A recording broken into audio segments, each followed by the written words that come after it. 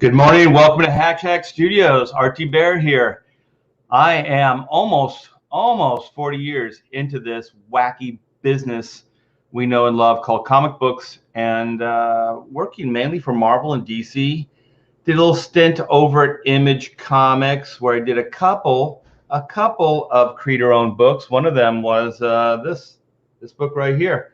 This is issue 3, the conclusion of the miniseries that I did in '94, and we're bringing that bad boy back. But I want to be social. I want to hang out a little bit, say hi to you guys, and we got Comic Bob coming in. We may have Jimmy Reyes coming in, and we are going to celebrate CG. And a lot of people focus on the books coming out, like the campaigns that are live and stuff like that. But we are going to put a little bit of focus on books that have been in demand, and there are a lot of them, and there are a lot of great ones too. And the good thing about the in-demand books is a lot are just about ready to go, or in the case of Chrono Mechanics, it's ready to go. So if you ordered a Chrono Mechanics book now, we would be able to ship it out ASAP. So without further ado, let's see what Edwin the Ace is doing. Speaking of Edwin, I think Edwin's got a live campaign. The Ace is live on Indiegogo. He answers my question right there. So hell peeps, we got Skip Edwards, Morning Art, good morning Edwin. Jasper Plan 9, hey chat. Linkovich, what's up? Archgeek, the Archgeek, sounds sinister. Ara? A-R-A. I can't say it. I am horrible. So I'm sorry if I butchered your name, but welcome to the chat, and let's have some fun here. Rankabot. Word up, Art. I love the hat. Yes. Elizabeth and I are going to work out a little bit. I think we're going to make this maybe a little bit bigger. There's a couple little tweaks here and there, and then they're going to be ready for consumers. Ahoy, Art in the chat. Past Master Dan is a big reason for Inco's success. Roland, what's up? Is Black and White Volume 2 ready? Ready to launch, but not ready to come out yet. Yeah, we have all the promotional stuff, all the artwork for the campaign. We're still working on the video, but pretty much everything is ready for the campaign. The book itself is all completely written, and I have about 2/3 of the book in layout form, and this is kind of what the layouts look like. So this is a work in progress. Let me see. This is a work in progress. So this is what the layouts look like. And so that's a big part for me, is getting all the layouts ready. And I think what I'm going to do with this, which is different than how I've worked before, I usually work, I'll do a page, layout, pencils, inks, and then colors, and I work kind of that way. I'm going to do the whole book. I'm going to lay the whole book out in thumbnails like I just showed you, and then I'm going to start penciling. So I'm going to stay into a mode for longer. So I'll be in layout storytelling mode, and I'll finish that up, and then I'll be into pencil mode, and I'll finish that up, and then I'll go into ink mode, and I'll finish that up. Ink mode and pencil mode might start crossing over a little bit depending on the schedule, so I can get things to the colorist. That's the only reason I would start inking sooner. But I feel like the way my brain is wired, it would be better to stay focused on one thing. Like I can promote, and then I can focus on either storytelling, layouts, or penciling, or inking, that type of thing. And maybe I can get things done quicker, and maybe a little bit more sanity, because it's really hard wearing many hats. So the Canuck, backer for life. Hey, Art. Man, I'm having some allergy problems. Hold on, you guys.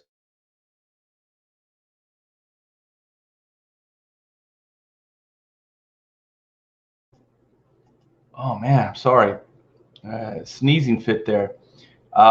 There's my other Inco brother from another mother. Joe Bernardo also brings a lot to the Inco game. So between Joe and Passmaster Dan, they're my creative team. That and D Geek Art on the Inco front. Indeed. So aloha from the Ninth Island. Indeed.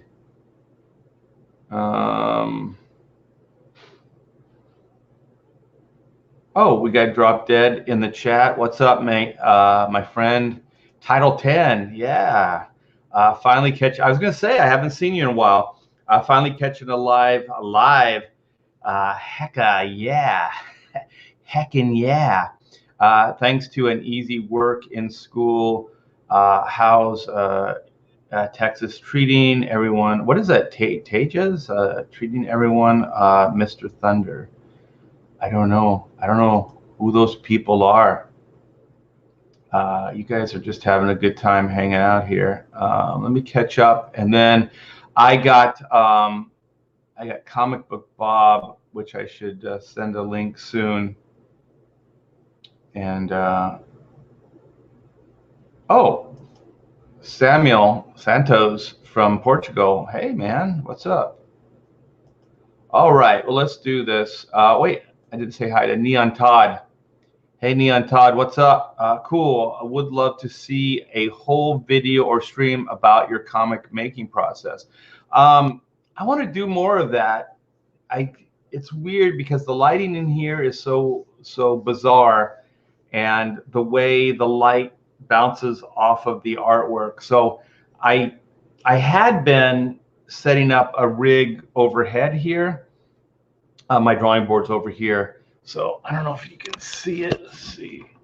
So there's my drawing board right there.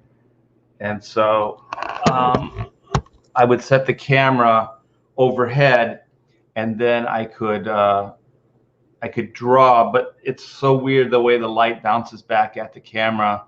As you could tell by, like, when I do this, you can't really see the artwork. So I'm going to have to figure something out. But yeah, I would like to do a lot more of that. That would be cool. Hey, Vince Moore, what's up, my friend? My California brother. What's up? Nose hair. I always have nose hair. It's busting out large. I need a haircut. I'm going to get a haircut today. So I'm going to get a haircut. Get everything trimmed up. I'll look all sexy for you guys soon. It'll be perfect. So Vince, you gotta start reporting back at these for because I'm not going to be able to do these California cons with you anymore. So you need to start reporting back, or at least like on Facebook or whatever, posting a lot of stuff, so I could live vicariously through you. You're one of the guys that I will miss at all the California shows. We always have a good time. Okay, well let me send out an invite, and let's get this party crazy. Copy to clipboard. Let me go. There he is, ready, willing, able. Boom. All right. So we may have Jimmy Reyes as well, but Jimmy's got some stuff to do, so he may come in late. But each one of us have some of our in-demand books that we'd like to put some focus on, and so I think Bob's come chambered with some books as well, some campaigns. How you doing, Bob? What's up?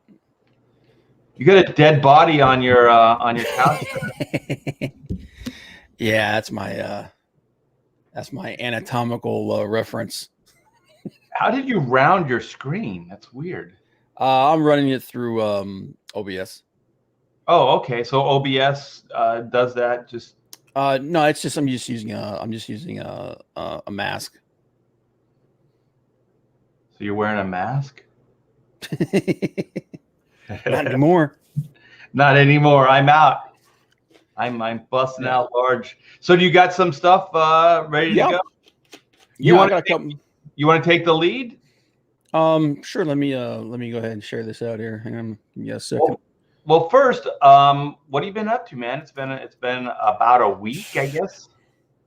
Just working full time and then trying to stream as much as possible. Are you taking what they're giving because you're working for a living? Yep, working for a living. It was a horrible song. What was that, in the 80s or whatever? Oh God! But was that Huey Lewis in the News? I think it. Oh my gosh! I was gonna struggle and try to figure out who it was, but you went right to it. I think it was. Yeah. Because it stops, right? It stops and he goes, "We're taking what they're giving because we're working for a living." Yep, dude. Oh, working for a living. Oh, dude, when they had like, what was it? They had that one album, and they did the videos for like every song on that album. Yeah, it was ridiculous, man. Well, I think Huey Lewis had really one album, like, and then everything else was just Sports. That was the name of the album, Sports. Remember? Yeah. They were like at a sports bar or something. The band was, I kind of remember that. But the only reason I remember the name of it is because of that scene from the movie American Psycho. Oh, really? Because in that movie American Psycho, it's set in that year, and there's this whole running thing through that movie where they talk about that album like it's the greatest album ever made. And like, that's how you know the guy's insane. That's how you know he's crazy.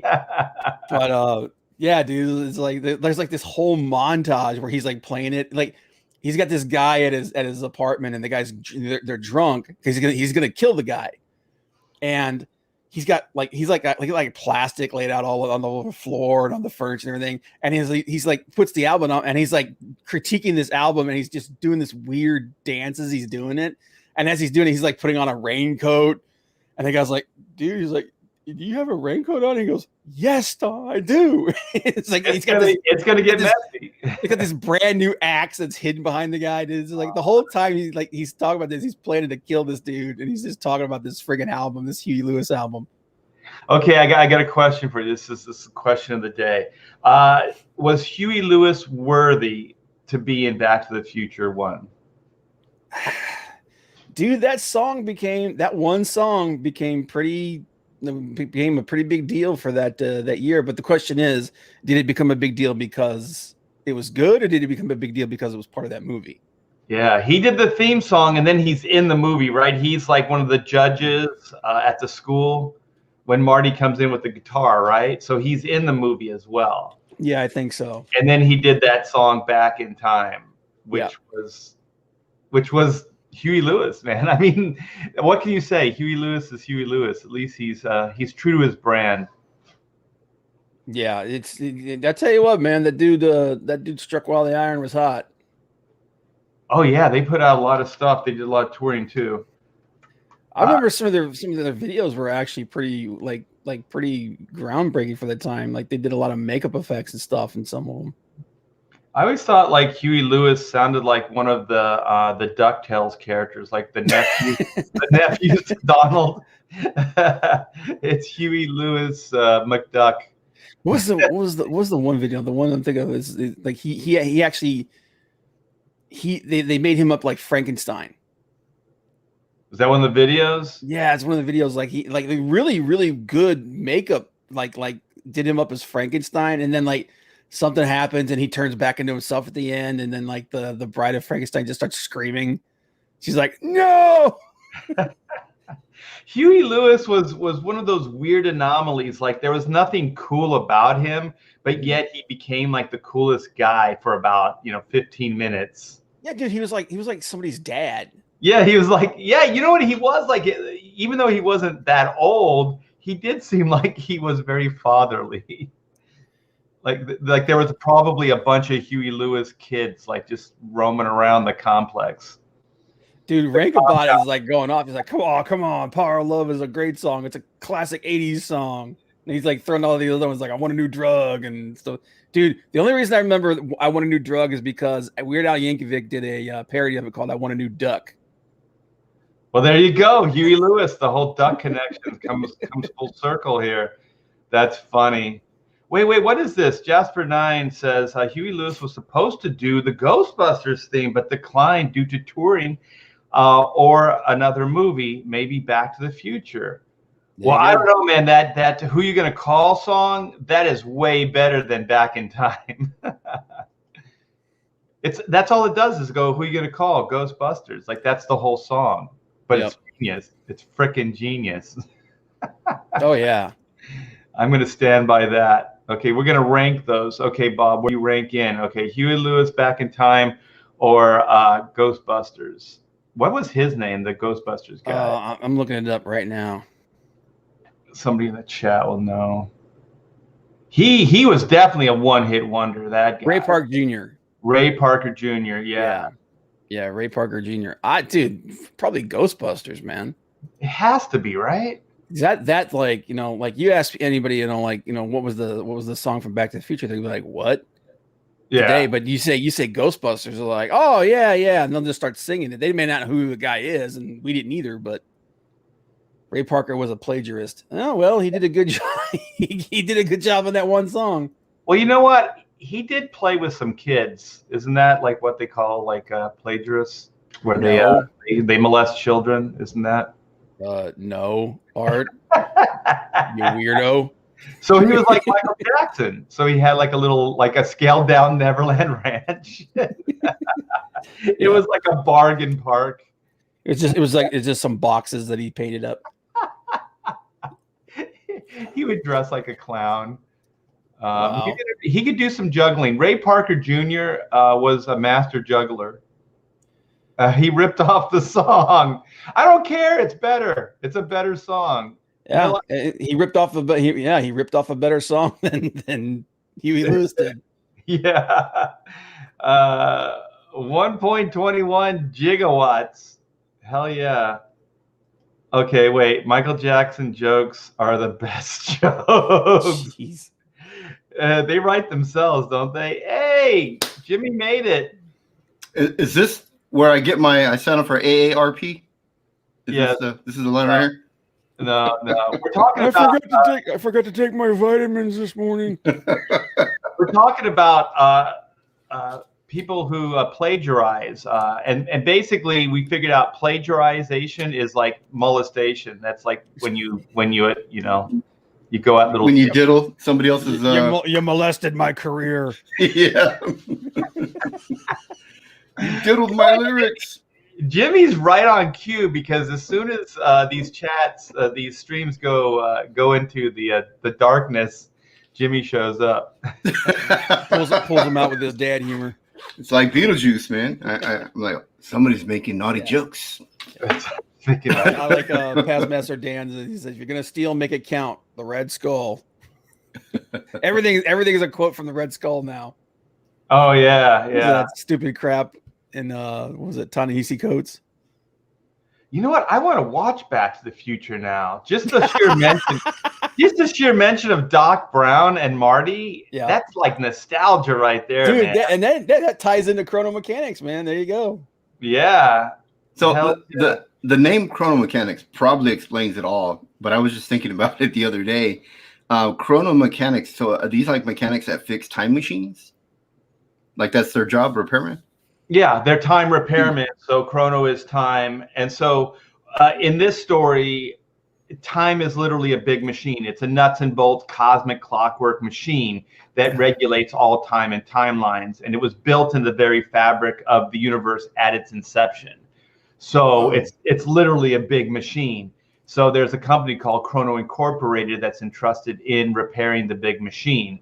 And so they hire, repair teams that go out and in different sectors, different timelines to fix the big machine. Can you imagine the instruction booklet? You should make a little a supplemental instruction booklet that reads like a VCR manual. Remember those old VCR manuals?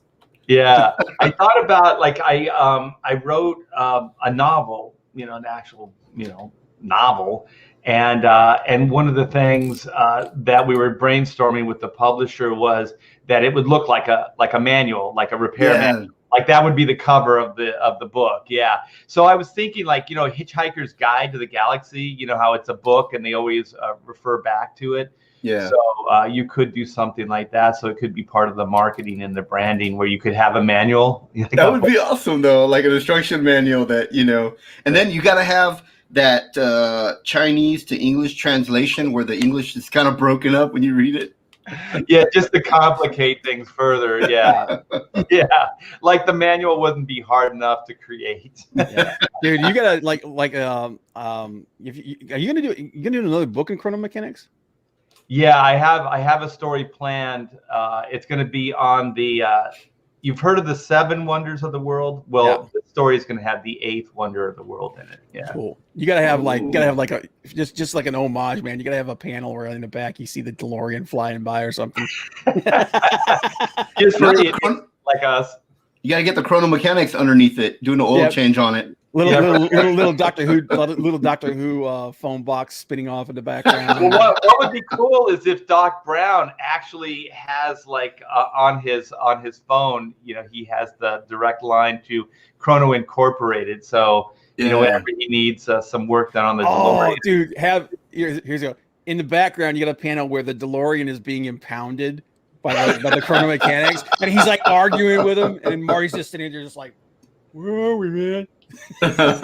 No, Marty would ride off on that floating skateboard. The mechanics are towing off the DeLorean. Yeah, they're towing off the DeLorean.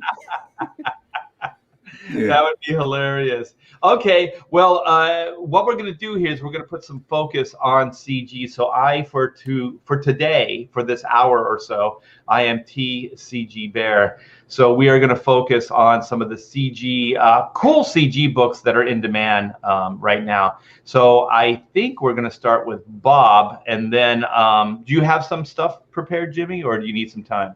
Oh, you know what? I was just opened up Indiegogo because I remember we were going to go through the Indiegogo, but no, there was one that I want. Yeah, thanks for giving me. I just need a minute. Okay, well then at least one of us came prepared. I'll go second. Well, I was going to stall for time, man. I was going to try to be, and then Bob had to go there. Yeah, good. Yeah, so then I'll go. Real. Wait. You mean the topic today isn't Metamucil? It isn't. It's CG books. Preparation H. Was that directed at the guy above you? Yes. Yeah. Because he said, "I'm prepared." Don't laugh. I had to do something about my stomach earlier, man. I was like, God, this is not going to work. Bob's working too hard, man. They're working you. Now, were we doing in demand only, or are we doing any? Yeah. Let's do in demand because a lot of people focus on like live campaigns and pre-launch stuff like that. But I thought it'd be good to show people just the wide variety of books that are in demand right now that they can still get. And the good thing about the in-demand books is a lot of them are ready to go, like Chrono Mechanics. If you ordered one today, you could get it, shipped ASAP, or some of them are very, very close to being finished and shipping. So you don't have to wait as long as the live campaign books right now. So that's going to be that's the great thing, though. Yeah, and that's hence the name. You titled it. I just looked up and it says I'm on a stream called CG on Demand. What's the topic of today's stream? But yeah, that sounds also, Jimmy, just to throw you under the bus even further, we talked about this when you were on the stream last week. Yeah. I know, man, but it's the Heimers, man. It's the Heimers. On our level. This is going to be the catch-up stream for Jimmy Reyes. Yeah. Jimmy Reyes is catch-up stream. I got a bunch of them lined up here, though, man. So, alrighty. But I had to start with this one. Yes. Man. Our boy Zach, his newest one, Neoteric. It's in demand right now. I think he's going to be he's not going to be fulfilling this until January 2022. So this is one of the ones that is that's like a little bit further along that I picked. The rest of them I have, they're like almost all completely done. So the rest of the things that the rest of the choices I have up here are pretty much ready to go. But I had to launch this a couple weeks ago, right? Yeah. I had to throw this up there. And already? Wait a minute. What? Yeah. I thought he just launched it. How long was the campaign must have only been for like a couple weeks. Yeah. I think it was really quick. Oh, okay. Either that or something went wrong with it. I'm not sure exactly what's going on. Okay. But gotta show some love to our boy though. So well, the book was great. Oh yeah, dude. He's like that's that same painter style that he did with Goma. Man, that painter style is beautiful, man. Yeah. And this is more of a cyberpunk kind of storyline or something like that, where basically science has claimed to have disproven the existence of God, and like the world is, because of that, the world just becomes apart, just complete chaos. So but there's some, it's and again he does that very painterly style. So some of the I don't know if these are close-ups or if these are like full pages, but sometimes it's it's less about detail and more about trying to create like an emotional feel. Yeah, his stuff is great. I'm looking for, he did a black and white trading card. Mm-hmm. I'm looking for it now. I think it's at the bottom. See, I've always admired like the art style they use in conceptual art. Mm-hmm. And I always thought, why don't you put that in a comic book, And these guys had that bright idea of taking that paintery style that you see that's kind of almost unfinished, kind of a quicker conceptual art style, but it's still, I mean, like you said, it doesn't have all those intricate little details, but it still completes the image, Yeah, and I don't know if you guys are like me. I get those art books of like movies and video games. Like I'm not a big video game guy, but if the video game book is cool and they have a lot of cool concept stuff, I'll still buy it. And a lot of it is developmental stuff like this. And this is actually way more detailed than a lot of that is.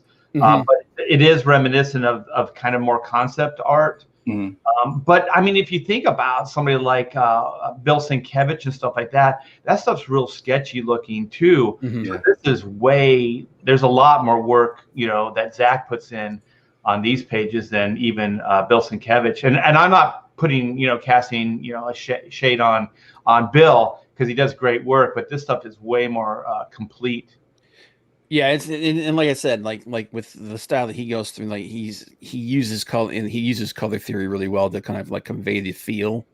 Yeah, like you like even in this darkened alley, there's a lot of bright lights in here, so it's you get like that noir feeling. Like there's always you're in a city that never sleeps. Right. Especially if you play that video game Cyberpunk, which was really popular just a few months ago when it came out. I'm sure people are still playing it, but if you love that, like this has got to fit right in. This has got to be, something for those people. Yeah. So I'm not sure. I'm not too complete on the story and everything, but I think basically the like I said, science claims to have disproven the existence of God. It completely rips apart society, and then one person decides that they're just going to end everything because they've got like a nuke or something. Right. And they're just going to end everything. So it's kind of this, like that. I'm not exactly sure what the idea behind the story is, but it does seem. Is there a video, or is there not a video? I don't know. There's no video. That's why I'm wondering if maybe if the project's incomplete, like because normally he has a video. Yeah. Well, I think the campaign was only up for at tops 2 weeks. A couple of weeks, yeah. So I reached out to him, asked him. He hasn't got back to me. I was like, if something went wrong with the campaign or something. But you know what, Bob? This is so Zach. Okay, so Zach and his wife, because they live close to me now. So they were over for dinner the day before he launched this campaign, right? Mm-hmm. So we're sitting, we're eating, we're having fun, we're talking about every subject under the sun, right, for hours. And not once did he bring up that he was going to launch, because he launched it the very next morning after we talked. He did not mention this campaign once. Isn't that's so Zach, right? He is not a self-promoter. He's got this, yeah, exactly. He'll promote the hell out of everybody else. But he won't. But it's like his own stuff. He's like, I got this book over here, and it's go give it a look. Remember, like you, Chester, and myself would like pry it out of him on pontificators. It's like, dude, it's like, Zach, it's like you trying to wanna- pry you a wanna freaking promote your muscle out book? of a. It's like trying to pry a muscle out of a conch shell, man. It's like, dude, talk about your crap. All right. Well, everybody, I don't know. Did you put up a link in the? I'm gonna drop it in there right now. So there's Zach Bradley, Pontificator's own. He's a great guy, tons of integrity. He's already fulfilled a couple campaigns, I think, and just a brilliant artist. So go check out his new In Demand book, and back it if you like what you see. So let's go back, and I got one as well. And let's do this. Share. Now, are we focusing on the ones that are in demand with lower amounts that have been backed, or is it just any, even if they've got like 100,000 raised? Something that you think is worthy of bringing up, man. Oh, okay. Yeah. It's whatever like catches your eye. So I don't know if you guys can see this, but this is Zach Bradley. So Bob and I and the Pontificator brothers, we were just hanging out and we're talking about like black and white or whatever. And then it just comes up that Zach's like, yeah, I'll do some art. No, he didn't even announce it. He just showed it to us. He just showed it to you, yeah. Yeah, it was just like a black and white version of this piece of artwork. And he goes, hey, here's a piece of black and white artwork. And I go, oh my gosh, this is going to be the pre-launch card for the second chance.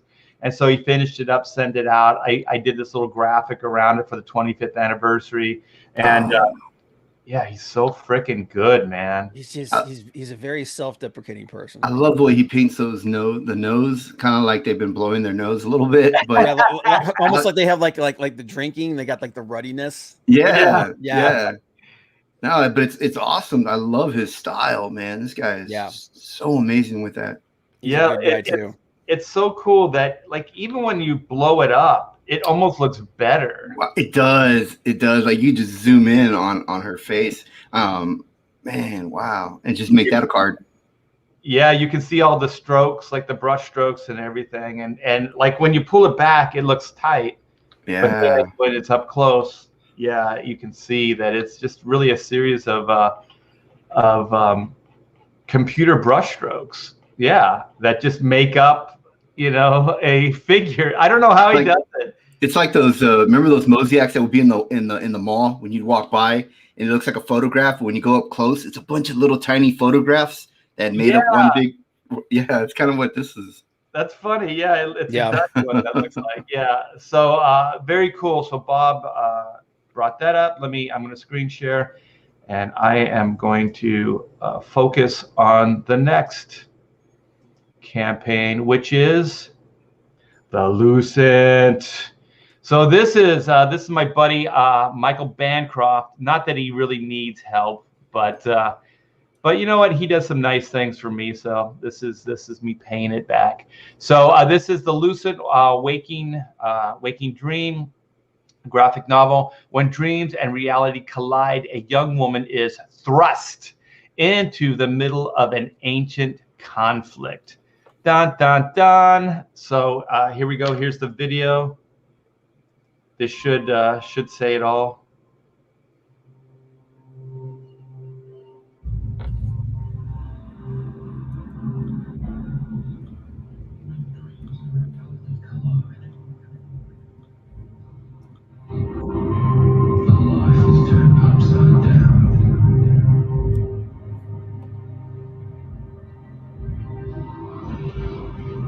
Into a conflict through ancient shadows,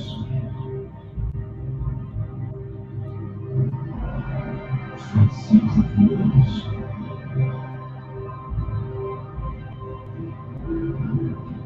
for control of the future. Their allies hide in plain sight.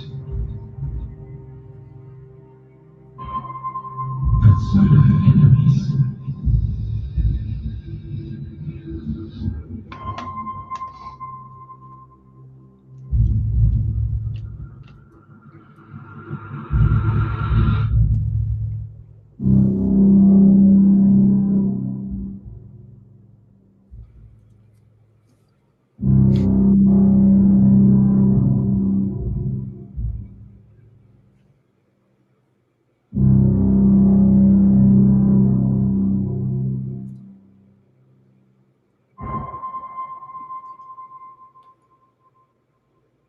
The Lucent, it looks intimidating. It looks like it's almost like daring you to buy the book. Yeah, it's like someone in the chat, Lewis said that nobody knows what this book is about. It's like, yeah, I know, but it just looks cool. And Yeah. on top of that, it's not only the book they don't know what it's about. Every time I hear Michael Bancroft's name now, all I can think of is Graham Nolan when he goes, "What's a Bancroft?" What's up, Logan? Yeah, what's a Bancroft? They asked him, "Do you know Michael Bancroft?" He's like, "What's a Bancroft?" What's a Bancroft? Yeah. Man, Man, this is. I remember we were talking about this shot here with the chick standing on the building and the way he does that pullback because her shadow is being cast on the window. See it? Yeah, right there. Yeah, that's you can see her, and he just does this transition where he just pulls back further, and then you see her on the opposite side. You know what the best part about the Lucent and Michael Bancroft is that before I even knew who Michael Bancroft was, I saw this image and I was like, he's a badass. So it's good. It's good when I always think it's good when you know the person by their art first, because that's what I don't, I don't really care about like anybody getting to know me per se, but like the artwork, be familiar with that, because that's my identity. The way I feel is the work itself.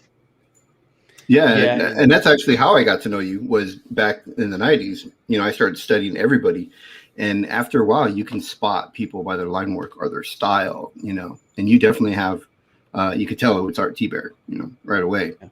That was one of the things I did. First thing I did when I got this. Yeah, you spot the Art T. Bear pages. Yeah. I'm literally, because one of the things I was looking at, I was like, I want to see the difference between when Scott does a page and when Art does a page, and there is a definite difference.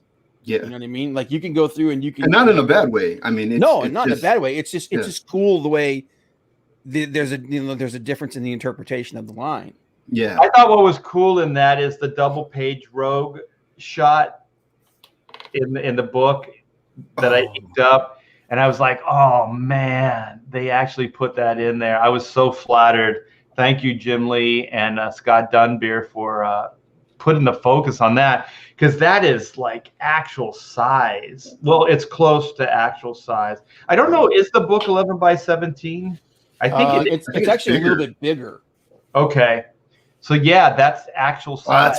That's my favorite page. If I could own any Jim Lee page, that's the page I wish I could own. Yeah, I wish I could pull back and show the whole thing, but man, yeah, like just that was one of the because I almost wanted to buy two of these so I could actually take the pages out and frame them and just look at. Just study them, just look at them, Oh, you could create like an art book. You can put them in plastic, and then you could kind of, and then like some of the things like this, like where I didn't even realize this, where they're using Zipatone in some places, like I don't know if you could see it on Black Widow there. Yeah, but they're using Zipatone and stuff like that. And it's like just using different things, and it was just such a cool thing. If you can get books like these guys, and you're studying art, good Lord, please do it. Yeah, they're a little expensive, so cool. But they're amazing. Yeah. I'm so flattered that, like I said, that Dunbeer and Jim Lee put me in there, and I think Scott contacted me, and I think there's going to be a follow-up. Oh shoot, maybe I shouldn't have said anything. For that. Dude, there's so much more stuff that you could put in for that. He said you'll be in that book as well. No, so. Note to self: don't give Art any secret news. One of the someone said that one of the things that they're actually thinking about doing is remember that John Byrne thing that I showed you, where he basically on his own he continued his X-Men run. Yeah. Someone said that someone actually took that, had it bound up into book form like that, and put it out there, and it was so popular that they're actually thinking about Marvel's actually thinking about maybe doing it. Yeah, if it was independent, man, crowdfund that book. Yeah, because right now they're doing that series Marvel Legacy. Oh, where they're going back, like all these like stories and stuff that kind of died because the creative teams changed. They're going back and they're completing those storylines. And I know that Bill Sienkiewicz just did one. Like right now, the current one is like him and his wife. So, but then that book is really popular. So they're going like, well, maybe we should go back to some of this old stuff. Marvel would be foolish to not go back. It'd be and stupid not to. Just, But then again, look who we're talking about. Yeah. like they don't want to make money. That's such a cool shot, man. Yeah, that's like some Matrix stuff right there. Oh yeah, with the rain and the color hues. Yep. Yeah, and what Michael does is he defines scenes with color. So there's a lot of like good movies, I think, have key color to specific scenes. I know that is it Peter Jackson does that a lot in his movies, and animation does that a lot. Like we were talking about behind the scenes books and making of. The best part about the Lion King art book is just the color themes. Like that movie to me was okay. I thought it was a little overblown with its importance. Yeah, the animation was okay. I've seen the story a million times before, but the color, the way they did each one of the scenes differently, it's really amazing. Zack Snyder's really big like that on different color hues. If you saw the Batman Dawn versus whatever, that was a really good Watchmen that he did. Yeah, Watchmen did. Yeah, he does a lot of that.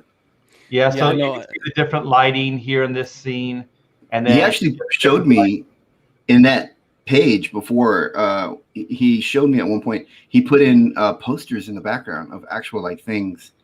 But I guess we can't zoom in. But in that bookstore scene where he's kissing her, behind him were like actual posters of. I can see some. Yeah. Yeah, he dropped it like the door. Yeah. So it's gonna be neat to go through his book and try to like spot all these neat little. I mean, they're not really Easter eggs, but I think they're like hidden little CG stuff in there. It's pretty cool. Yeah. But yeah, like you said, and just like using the different use of color to convey different, like emotional states. Like I know Stanley Kubrick was really famous for doing that. Yeah. So I like seeing it in a book like this because, especially in a visual form like this, where it's static, it can really change the way you're reading the book.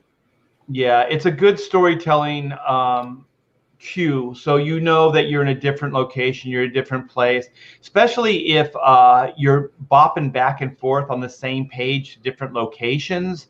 It really, really does help so that the reader knows instantly that they're in a different location. So it's a really neat storytelling tool that you can use.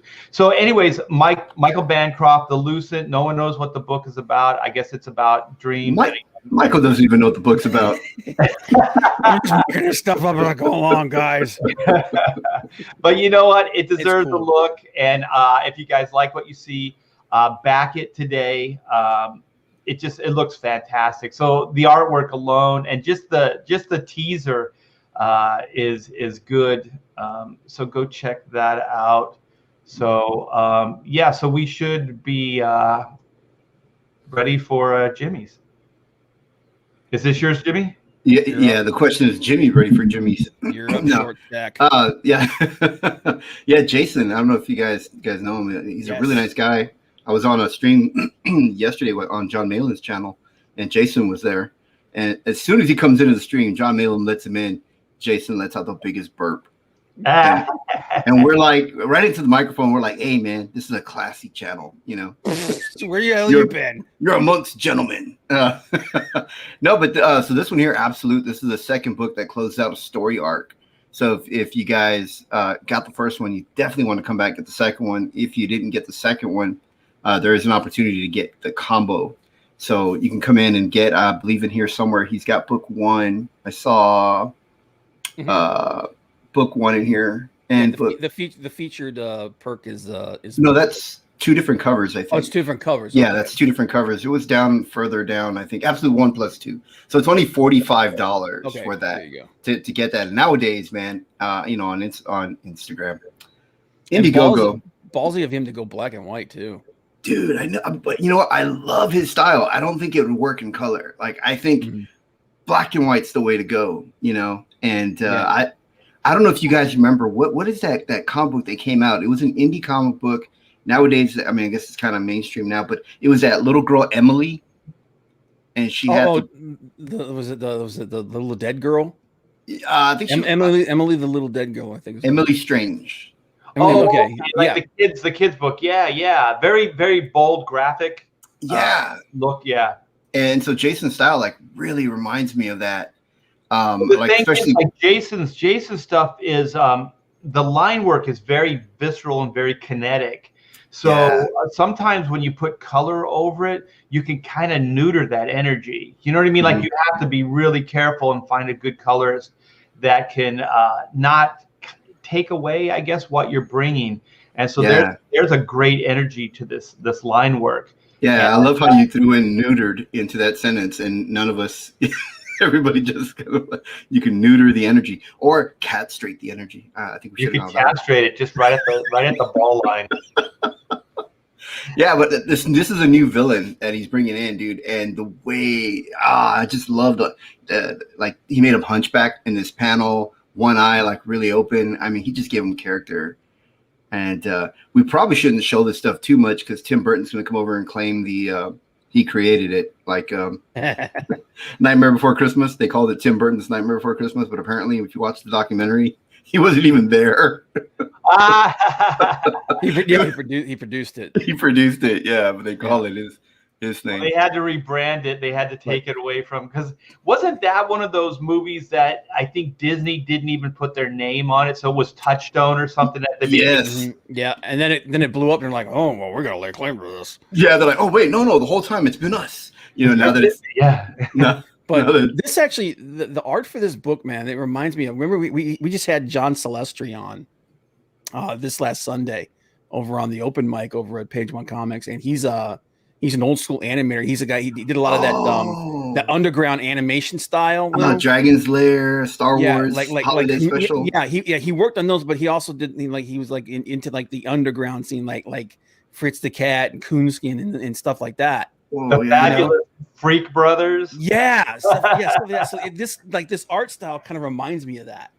Yeah, it's true. It's got that. It's like it's almost like that underground animation style that was back in the day. I kind of went on like a deep dive of that stuff. Like I was watching like those old movies like Wizards. Dude, I love that Wizards. movie. Yeah. Didn't he work on Rock and Rule too? Oh, he did. He did Rock and Rule. Yes. And he actually talked about weird ass movie, man. Dude, it is, but it's cool though, man, because it's like you got animation over like the Ramones and stuff like that. Yeah, it was just. It wasn't like really Deborah Harry does the voice, the singing. Debbie Harry, yep. And Robin Zander from Cheap Trick does the other voice. Yeah, so at least they got that right. Yeah. And we're gonna. I'm trying to get John on the show. So he's very, very busy. I think he's got a campaign going. We were just talking about his book. It's called Bloodwing Angel Chronicles. Yeah, it's actually a really neat art style. Yeah, and I like. Yeah, I mean, Jason's style does look like that, but it's like Jason, like you can tell he's inspired by that style, but then he added in this like flair. I love the splatter effects, the sketchiness over it. Well, it also looks a little manga. Like there's a ton of influences going on here. Yeah, and it's a combination of all those things that makes it very unique. So, so you guys check this campaign out. How long has it been in demand, Jimmy? I don't. Does it say how long? It's been in demand for a while. Like it's like he finished up. Like it finished up a while back, but it's not due to come out until January of 2022. Okay, so you got plenty of time. There's still, he's still working on the book, getting it done. I mean, art on this level does not happen quickly. So go back. The Absolute Book 2. Thanks, Jimmy. That thing looks cool. Yeah. Jason's a great guy too, man. He's real funny, fun guy to hang out with too. All right, Bob, you got your next. Yeah, I'm just trying to drop some links in here real quick here in the chat for everybody to go look at stuff. So go look at stuff. Yep. Here, let me drop the link to Absolute here. Let me drop that in for a second. if I'm going to move forward on this show, I'll get all your choices and then I'll put those in the description. But I think part of the fun for me is not knowing what you guys are going to bring. Yeah, it's an authentic, yeah, it's an authentic reaction. Yeah, that's the whole idea, man. I'm like I wouldn't want you to know what we're talking about. Especially then you wouldn't let us bring the stuff on the show. No. Well, the next one I'm going to show you is really cool because we're again we're talking about animation and stuff like that. Yeah, this guy is another dude we had on the Saturday stream for creators. He's a former animator for DreamWorks. Oh yeah. But he's got this book called Lumina Vox. And the art style for this is really cool. Let me go ahead and we'll watch the video first. And Anna and I backed this book, so I'm excited, man. I can't wait for it. I don't know how it happened, but that thing found its way into us. Or like that? Is that you? Comic Book Bob doing the voiceover.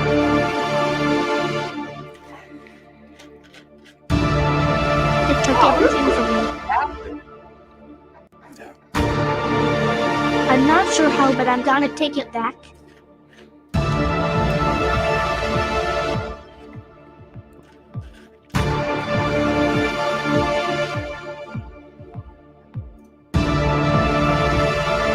What is a Lumina?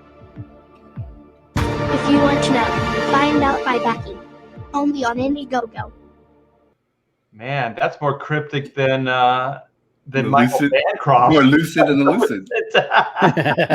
You know what? I as soon as that little girl started talking, doing the voiceover, I instantly was taken back to The Crow. Do you remember The Crow at the beginning? The young girl starts talking about if the love is so love, then the crow brings it back, or whatever she says.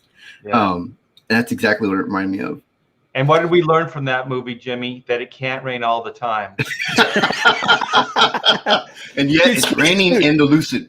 Speaking about movies with cool soundtracks, man. Yeah, that soundtrack I think really helped that movie. I still have that soundtrack today. I still listen to a lot of that stuff. You know what else is a great soundtrack? I think it's a double disc. Is Grosse Pointe Blank. Like it's weird because a lot of that music isn't my taste, and even like The Crow, like there's a lot of music in it that isn't my taste. But when you put that in, it just works as a whole, like old like 70s albums. You know what I mean? Like it just works as a listening experience. Like you can really just put it in, and then it takes you into a different place. And that Crow soundtrack is consistent. You know what I mean? Like it all has a feel to it, like a really moody, dark feel. That's a great soundtrack. I haven't thought about that in a long time. And the thing right now is millennials are really, really big in vinyl right now. Yeah. And I mean, my son, my wife, all of them, they're all playing these vinyls on record players, except their record players are like Bluetooth and they connect to their iPhones. I'm like, no, you need to get an authentic record player. Well, actually, my daughter is like that too. So, on her birthday, we take her to, I forget what record, it's in LA in Hollywood somewhere. I forget the name of it. And we would take her there and she would like buy vinyl. And so I think for her birthday or Christmas, we got her a whole hi-fi setup, with a turntable and everything. And then she goes downstairs into the garage and starts going through my old vinyl. And not only would she play it, but she was also putting it up on the wall, like the Hildebrandt painting the mob. Oh man! Dude, how many of us like even though we didn't love this, we didn't like his music, man? How many of us bought Bat Out of Hell just for the freaking album cover? Dude, that album cover was dope. That was the era where it was. They weren't just album covers. It was like a canvas for people to bring this fantastic artwork. The Jimi Hendrix album with the ship crashing on the waves, man. Yeah. Rocks. But it was Richard Corbin, heavy metal artist, that did Bat Out of Hell. Yeah, R.I.P. I think he just passed. But and then I don't know how they're doing this graphic, but this is cool. Where it's got the UV coating on some parts of it, and I think it's a GIF. Or a GIF. I think it's a GIF file. Well, the whole video is amazing. So this book looks fantastic. Do you have any story pages? But basically the idea is that this girl gets infected by like a Cthulhu-esque eldritch god, and eventually it's going to like hatch out of her body. So she's trying to figure out a way to stop it before it consumes her and it kills her entire family. But like, dude, like I said, he's an animator. He used to work for DreamWorks. But I'm looking at like some of this scenery here and like this hand here. Do you remember? You know Don Bluth, like that animation style that he had, like the Secret of Nim, man, like the big gnarly hands with the claws. That's exactly what went through my mind. What's that? Nicodemus or whatever that. Nicodemus, yeah. And the great owl, like dude, that movie traumatized a lot of kids, man. Yeah, it's back though. They brought it back, I think, on Netflix. Dude, I love that friggin' movie, man. Yeah, but that animation style, that more gritty, visceral, but still incredibly detailed. Yeah, he lost that style when he did Titan AE. And when it was a later time, but it was still a great animation, I think. Well, I think when he did that movie, he had something to prove, because I think that was his first movie outside of Disney, right? Yeah, I think so. Yeah, I think it was DreamWorks, I think, who carried that movie. I think. Yeah, Donald said GIF. He said GIF. It's a graphic, not peanut butter. Yeah, GIF is with it. Well, that would be GIF. Yeah. But again, like we were talking about the use of color, man. He's using these like really pastel colors, but then you see like these eldritch gods, and it's these dark purples, and it's just like his choice of color in this is just really cool. Yeah, that record. I got to back up. Eric, help me out. That record in LA, the store is Amoeba Records. Yeah. Oh, dude. And you know, they had concerts there too. Like they had Ghost play there. They had like a little stage in the back. Dude, when are you gonna bring back that show where you talk about all the music stuff that you've been into? And dude, that was so much damn fun. the Kiss Corner. Yeah, man. But not even just that. Just like talking about like the time, like all the times you went to the whiskey and stuff like that, man. All the different bands that you saw and where you played and everything. I should do that with Chester, because Chester's a big music guy too. Yeah, dude, him and Luke, man, would be great for that. I think Patrick Parnell wanted to be part of like a music stream as well. So this is the best fighting scene ever filmed is Grosse Pointe Blank. I agree, and also I think I mean there was some of the China films and stuff like that were like they use like. It was like very natural fighting. Like they use props, like hard-boiled things and like pins and like refrigerator doors and stuff like that. And so Grosse Pointe Blank did that. But as far as American movies, I think they were like the first ones to really do it. And then even like the Bond films, with Daniel Craig started getting more into that. And what was it? It was the Bourne movies. The Bourne movies. Yeah, exactly. Where he kills the dude with a freaking phone book. Yeah. He beats the guy to death with a phone book. Because he kills that guy with that pin. Remember that guy goes, he's like, he sells real estate or whatever, and he goes, here's a free pin. And then he doesn't have anything to kill that guy with, and he just has that pin. It stabs him in the neck. And John Wick did an homage to that by saying that he had killed somebody with a pencil. So it was Grosse Pointe Blank. But the best scene in then Grosse Pointe Blank is when he's talking to her dad, and he's like, her dad's like, what do you do for a living? He goes, well, I'm an assassin. He goes, well, at least it's a lucrative business. It's just so different about it. He says something like it's a growth market. It's a growth market. And it's just so dead. But it's like he's just like Giuseppe Riggins Scott. He's like, I don't give a crap. I'm old. Yeah, and spoiler alert, you guys. I mean, it's an older movie, so I highly recommend it. It is one of my favorite all-time movies. Yeah, I think Minnie Driver is like the best girlfriend ever. Yeah. Like the scene where him and Jeremy Piven are like hiding the body. It's like what, 20 years old now, I think. Oh yeah, dude, that movie came out in like late 90s, early 2000s. Yeah, it's the right amount of like heartwarming stuff and just like really just macabre, crazy shit. Dan Aykroyd as this was the guy spoiler who's trying to.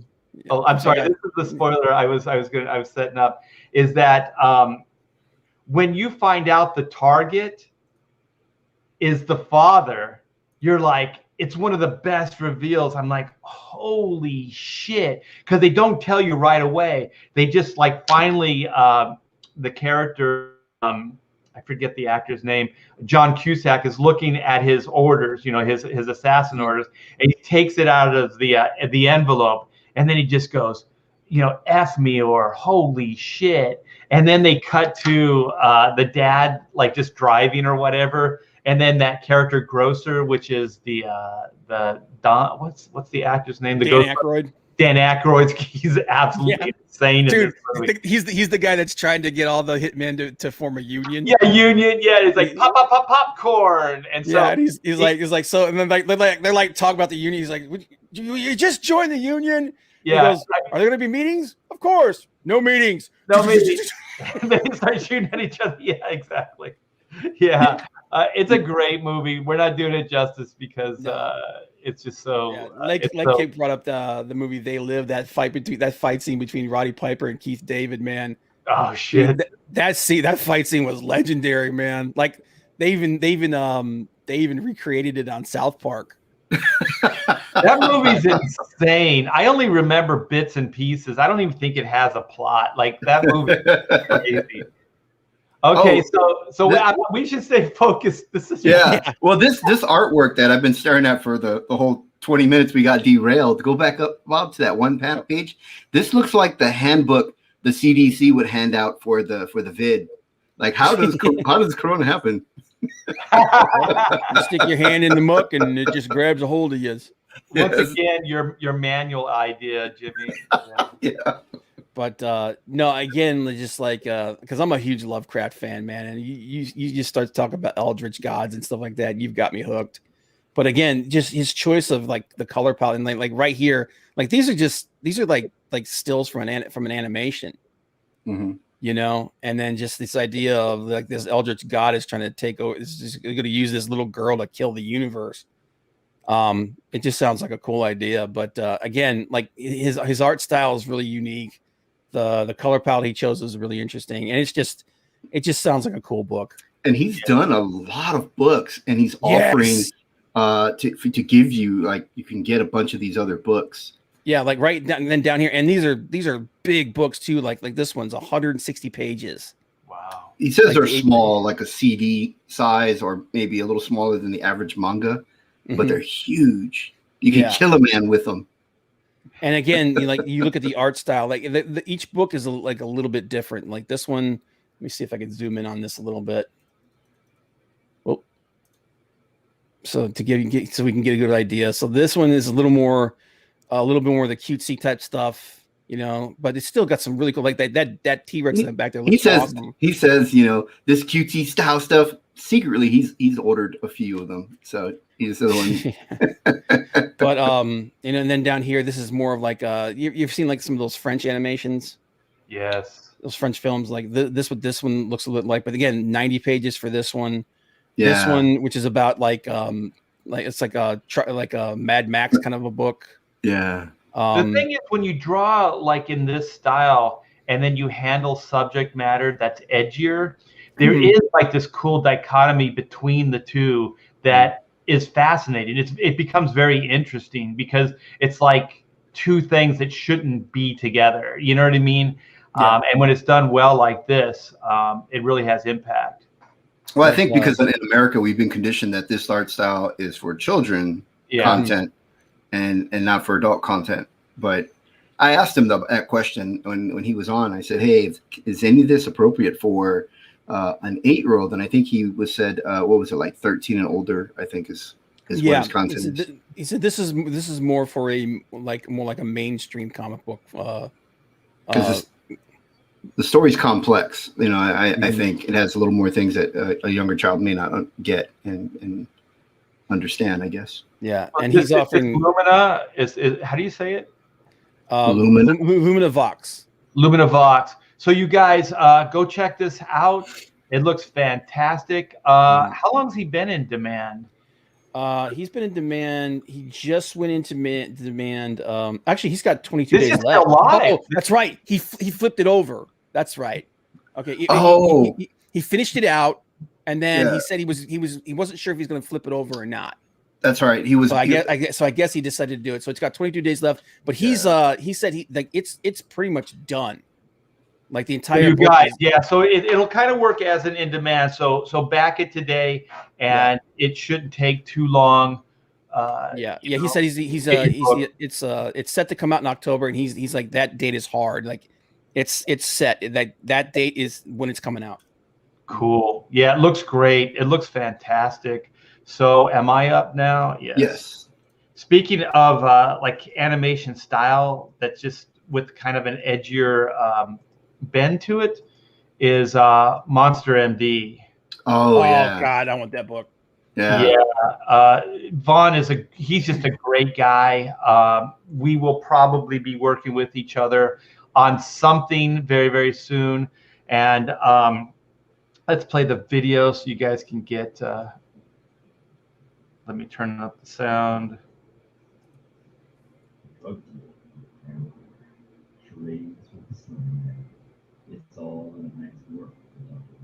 Speak up, Vaughn.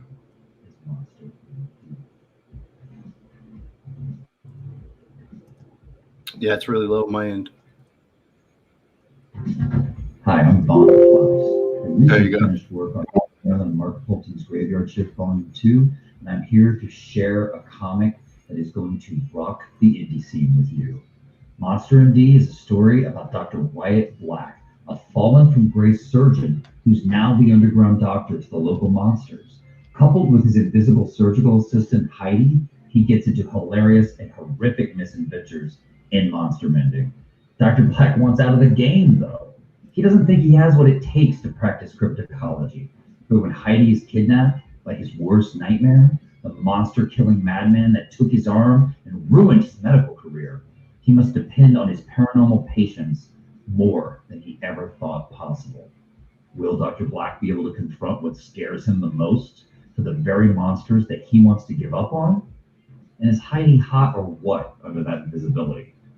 I've been making comics for years, guys, and it's all led up to this. My most ambitious project yet. With mind-melting art by Marco McCagney, who you may know from Zombie Tramp and Vamp Blade, colors by the incomparable Tanya Wicker, who did flawless work on The Signal, and letters by Eric the Man Weathers, letterer on Earthworm Jim. This is a high-quality indie story with heart that you do not want to miss.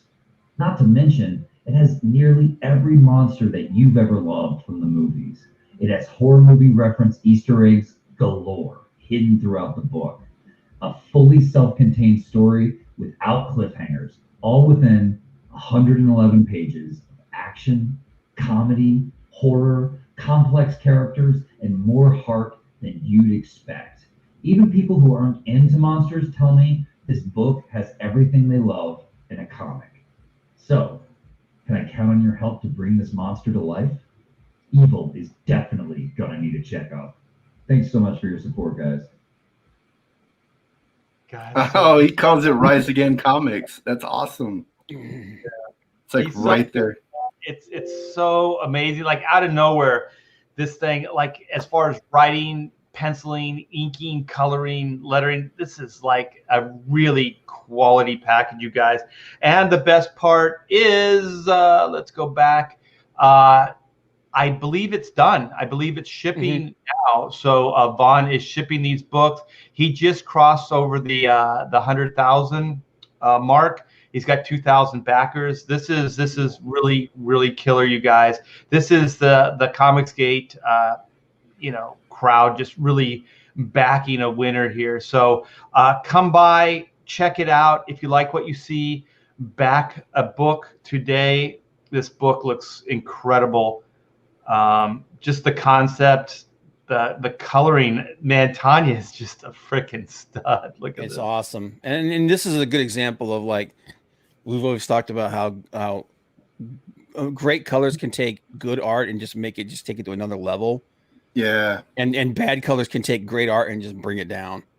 This is an example of really good color. So yeah, it works really good with the line art. Just fantastic. So I don't want to spend too much time on this, but go check out Monster MD. If you like what you see, back it. And these books, I believe, will be shipping soon. So if you order a book today, you should get it relatively soon. I don't know how quickly Vaughn is getting books out, Yeah, and it's got a lot of bang for your buck too, man. It's a 144-page book. I know, that's crazy. Freaking huge, man. And doesn't it it has that backup story with Shinobi Sasquatch? Is I that think it's a separate. Rob Willis? Yeah, isn't it Yeah. a separate comic that they I supplement? think it was, but I don't think it is anymore. Oh. Actually, it might not. Actually, that one might not be available anymore. Yeah, I'm not sure. Mhm. So, what do you have for us, Jimmy? Oh man, this is the book that how I found CG and inspired me to do my own book. Ah, the Replicator. So Yeah. so I was freelancing, still in the mainstream, doing stuff, with the big boys, and then I started to meet a couple of guys here from CG, and Rob was one of the first ones that asked me, hey, can you help me ink my book? So I started inking his book, and unfortunately the penciler style and I couldn't really fit with that at the time. And at that time I was also I was really wanting something other than freelancing, and I started talking to him about his creator-owned book, and I loved what he's doing. I read his book. This book on the first page drew me right in, and I got this book right when we went down on lockdown, and I got issue number 1, and I read it, and it has to do with kind of like an outbreak that goes on, and it was happening in the world at that time, and so it was so real to read this comic book that I went, holy cow, I loved it, and said I need to do my own book, and so it's because of this book. So I know this is a special book to me. I think it's great. The fact that Rob has followed through, we don't see second issues, third issues too often in comic books, in Indiegogo, and a lot of people go for the whole graphic novel one shot, where Rob's giving it to people, a little quicker, so they don't have to wait as long, and they're already on issue 3. I mean, that's a great character design too. Yeah, I really like the way the character looks. Yeah, and the thing too is that I know some of the complaints out there for crowdfunded books is that it's always fascinating artwork, and they're not sure the stories aren't that strong or whatever. But this is one that is really, really strong, and we're getting that feedback back with Dragon Rage. People are going, "Whoa, this is actually a really good story." People like it. They're like, "We wish it was longer. We want more story." And this is another one. This is another one that you'll be happy as far as just reading it, even if it was just stick figures. It's amazing book. Yeah, and that Rob Willis cover right there, fantastic. Oof, man. Yeah, Rob, and I think Kyle, right? Kyle colored it, I think. I'm not I'm sure. not sure. It looks really quality, so it could be. It might say, Kyle Ritter. They put Kyle Ritter's name before Rob Willis. Uh-oh. He was happier with the colors, I guess. But anyway, it's Ross. It's Ross Campbell did the colors. Oh, it was Ross. I thought it said Kyle Ritter, Rob Willis. Maybe Kyle. Wait. I'm looking at the wrong book. That's the covers. Interior arts. William Reyes and Chris Aris. Colors by Eric Weathers. Letter Corey Barton colors. Mm-hmm. Yeah, Corey Barton, I think, is doing most of the colors. And he's got the Dan Fraga, Shelby, Matt Yackey covers. And I guess he didn't put my name in there. Rob, what's going on, man? I did the first 4 pages for you, man. He had covered by Fraga, Rob Willis, and Kanan. Oh, yeah, and that Kanan White cover was pretty cool. Yeah, the guy, and people kept asking me, like, is there any relation to the artist? Because his last name is Reyes. I'm like, no, man, he's in the Philippines. I'm Spaniard.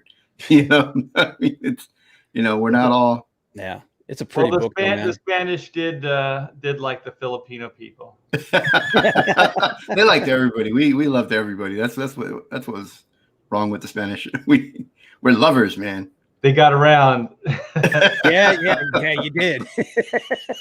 But yeah, the Rob Willis in black and white. It's beautiful stuff.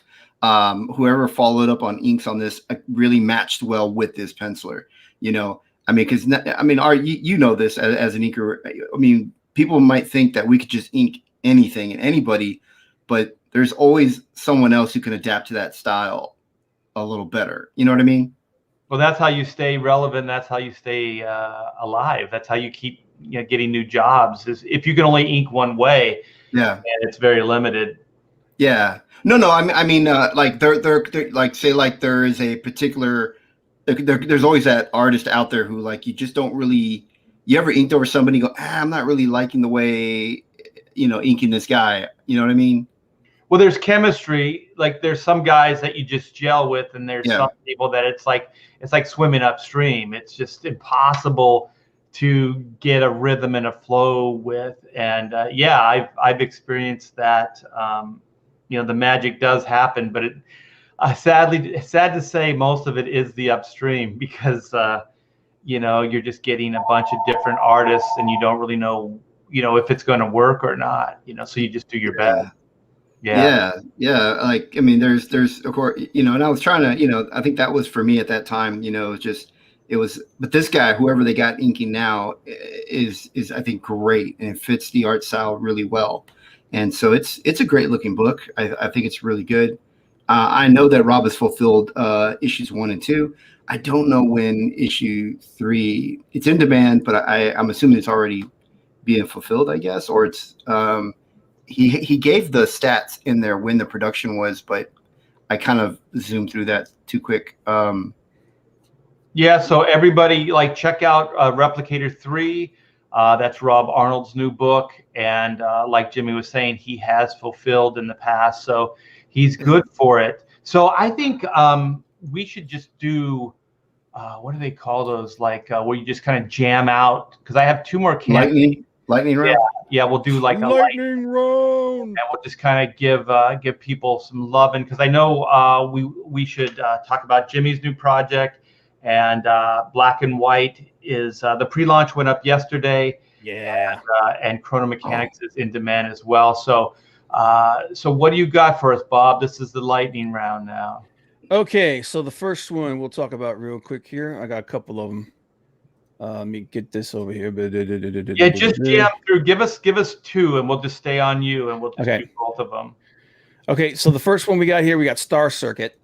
Ooh. This is Joe Catapano's book. I want one of those motorcycles. Didn't they like to do a 3D print motorcycle? Yeah. He's one of the tiers is like right here for $60. He's gonna like 3D print the motorcycle. That's cool. I think he's got a picture of one down here. Yeah, there it is, right there. I'm an Akira fan. That's killer, man. Anna backed the book, and I said, "Get the Canyon White cover, get the Canyon White." But I don't think it was available. I think it's a print. I think. Is it a print? Yeah, I'm not sure, but I think she got the Joe Catapano cover. I think. Yep, but 32 pages. Heavy stock cover. It is almost done. It's like 95% complete. It's coming out in June. And I think he did say that date is a hard date. So, that's just in a couple of weeks. Yep. So there's no whole lot of time. I mean, it's just got some really great art. Oh, he did add the Canyon White now. Yep. There it is, right there.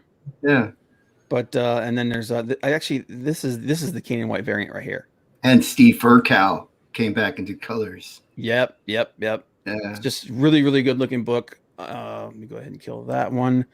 And then the last one I wanted to talk about, let me share this thing out here real quick. And keep in mind that you said it's 95% done. So he's going to be shipping soon. So if you back now, you won't have very long to wait. So that's good. It's like that Rob Arnold we just covered. All he's waiting on is the colors. They're almost done. Yeah. And this one actually is still it's got like 8 days left. Yeah. But this is Ultra Star. Mm-hmm. This is Patrick Thomas Parnell's book. And dude, look at this friggin' Ken Rockefeller cover. I was just on the stream. He was also on that mailing stream, and he's also done other campaigns, right? As well. Even though it says his first one there, but he's also done that 80s book where they had the action figures, right? Didn't they? Yeah. But this one looks really cool, guys. This looks like it's very much a typical superhero kind of book. There's another really cool cover right here. I wonder who inked by a certain person. I don't know. He's okay. Who is that guy? Who is that? I think he's got a bright career ahead might of him. have a future. Yeah. But it's got a really cartoony, very edgy style. I think it's really cool, and I think it fits the book. But And yeah, Patrick just added some merch, you guys. So he's got the t-shirt, yes, the hat, and they look really, really cool. The star logo with the face on it. It looks really cool. The book just looks so good, man. I mean, Patrick has a great design sense. Like he really does. Yeah.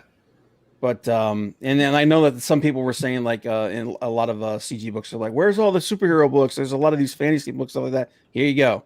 This is an old school superhero book. And look at this apparel. There it is. That's a great shirt. Yeah, it's nice design. Yeah. So you get and they also have a website, Riot Press, as well. There's a website for them. And you can get glasses, dude. Remember we used to go to like McDonald's and stuff and get the glasses? There you go. I thought it was Pizza Hut. Wasn't it a Pizza Hut that did that? I think they all had Burger King, McDonald's. Merchandise. Yeah. But there you go, guys. There's a couple more of them to check out. Yeah. So I have 2 here ready to go, and one of them is Mandy's. Oh yeah. There you go. So I think she just I wanted to go on her live stream last night, but I just had a lot of work to do, and she's celebrating 5,000 subscribers for her YouTube channel. So she's moving and shaking. So this is Mandy Summers' new book, Awart the Wizards or the Wizard, the Portal of Echoes. I believe this is a book second. 2. Yeah, book 2. Yeah, but I don't think I think they're one and dones. So that's pretty cool. And you know how you guys were talking about Wizard and all those like older like type of sword and sorcery adventures? This kind of reminds me of that, you know? Like a Dungeons and Dragons kind of thing from the 80s cartoons style. Yeah, like Fire and Ice and but with more of a cartoony type of spin on it. Some humor, I think. Definitely humor. Yeah. Like the Ralph Bakshi stuff. Yeah. That's exactly. So look at this. This is great stuff, you guys. So come by, check out Mandy Summers' new book, Awart the Wizard, or is it Wart the Wizard or just Wart Wizard? It's Wart the Wizard, right? Wart the Wizard. I wish I could play the video, but this is lightning round. So come check it out. And when did she? April 8th. Okay, so we got that. Let's come back and let's jam out my next one. My next lightning round choice, which is, and Andy was going to come on the show. Yeah. But he had a page he had to finish up. So this is Andy Smith's veteran comic book artist, First Man graphic novel. And this looks fantastic. It's in demand. He has fulfilled multiple campaigns before. I think this is his first outing as Comicsgate, so we should definitely give him some support. Go back this book today. It looks fantastic. I've worked with Andy in the past. He's a complete and total professional. Style's cool. This is like the old Marvel Universe, artwork and layout that he's tying into. There's Andy in cartoon form. and that picture doesn't give his office justice. If you've seen his studio he's got above his garage, you want to tour that place. He's got the coolest workspace, man. Usually on video, he's got that big bookcase behind him, right? Yeah. I got a cool studio too, but with the camera set up, you gotta turn your desk around the right way so you can see all your swag. Yeah. We get to see some of it. We get to see the helmet and stuff back there when you turn your chair, but it's just a small peek. Yeah. And the cool thing about this book is he's been doing this thing for a long time. Like we were talking about it that one time we had him on Pontificators the first time. Where I actually pulled out the drawing book that these characters first appeared in, like that drawing book that Andy did years ago. Omnipress or something like that, or I can't, dude. It's around here somewhere. It was in the Hero magazine. Crowdfunded it too. I think he did it as a crowdfund as well. But like it's just cool seeing these characters like him finally bring him to completion like this. But and by the way, guys, if you're looking for a good how to draw book, that's a really good one. Yeah, Dude, I love these like the throwback to the old Hostess fruit pies. the host Yeah. group by And he has like the dot matrix color style in it. That's so cool. Like the four color, Dude, I kind of am I the only one that kind of misses the old four color? Oh, I thought you were gonna say the old style snacks like Twinkies and stuff. You're like, am I the only guy? Well, they're still around. Twinkies never go bad, man. There'd be like end of the world. It would be cockroaches and Twinkies and Keith Richards. Yeah, exactly. Yeah, but I like how the girls displaying the fruit pies. Yeah, dude, that's what I'm saying. Like this entire scene is like a throwback. It's like just like the way she's standing and she's like holding it and everything. And she's like, serve it up. No, I think Art was like, is that cherry flavored? Yes, it's very sexy. I like the guy's gasping too. Is he gasping at the fruit pies, or that's a snack tray? It's a snack tray holding a snack tray. Yeah. Man, I'm getting hungry. It's almost lunchtime. That's why I'm getting hungry. Yes. Awesome so back that book today, guys. Andy Smith is a good guy. He's Comicsgate. And he does a lot of support behind the scenes in the Comicsgate green room and stuff like that. So, and he's one of the professionals. So he's a good guy, good enough to do a show with. So, Jimmy, what do you have as far as lightning round? On this one, I don't personally know this person. I know he's very, very popular in CG, or he's known in CG. But for me, man, Testament, when Rob Willis announced that he was doing the cover for it, that's the first time I had heard of it. And I love fantasy. I love wolves. I came over, saw these covers, the artwork. Man, it looks so amazing. And it looks like it has a religious like theme to it, as far as like maybe the Catholic Church. Oh wait, go back to the cathedral shot with the guy. That's Rob Willis, right? Yep. Yeah. He just posted that. Yep. Yeah, I think I saw some work in progress stuff that he was posting. Yeah, and that caught my attention, so I came over and I followed the link and I saw it and just went, "Holy cow! I got to get this book." Like this thing went in demand really fast. It was already in demand by the time that I heard of it. So yeah. That's the weird thing though. I mean, that's the worst part about is doing books on the internet is that you get lost in the big sea of the internet or whatever, and it takes people months to find you. Well, that's why I wanted to do this as well, because there's so many fantastic books out right now. Yeah. The focus because they're in demand. So I think that this actually will help. And also, there are some live campaigns. Jimmy, do you have something dear to your heart that you'd like to share? Well, I do have one more with the lightning round. Oh, yeah. I just saw it now. Okay. This guy, Shelby, that was actually one of the ones on my list. Yeah. He's so cool. Very, very, very fun guy to hang out with. He's been over on our channel hanging out with us. And I love it, dude. I love this. I just got to show this real quick. I think, for being lightning round, is the fact that this guy loves nostalgia, and he did these cards that look like the old Jim Lee X-Men cards. Oh, those cards were fantastic. Dude, that was my favorite. That was my favorite card set that came out in the 90s, man. And then check this out. Wizard. I was gonna say, like, those of us 40s and older know this magazine, and that was issue number 1. Todd McFarlane drew Spider-Man with the little wizard hat. And they'll have some of those somewhere. Yeah, so that's one of the ones that I wanted to show there, because I think that's a book, man, that people would really, really enjoy if you're looking for nostalgia. If you were from the 90s, or if you were born in the 90s, you want to go back and see what kind of comic book style there was when you were born. This is a book that'll take you back to that, plus give you that bridge, that combination of modern coloring and art and inking and stuff like that. Production values, yeah. Yeah. And then the book that's near dear to my heart, man. Something with a dragon? Is it something? I think it's got a girl in it. It's got a girl and a dog and some dog. Dude with a beard. She's not holding a cherry pie, unfortunately. But so I have a confession to make, Jimmy. Yeah.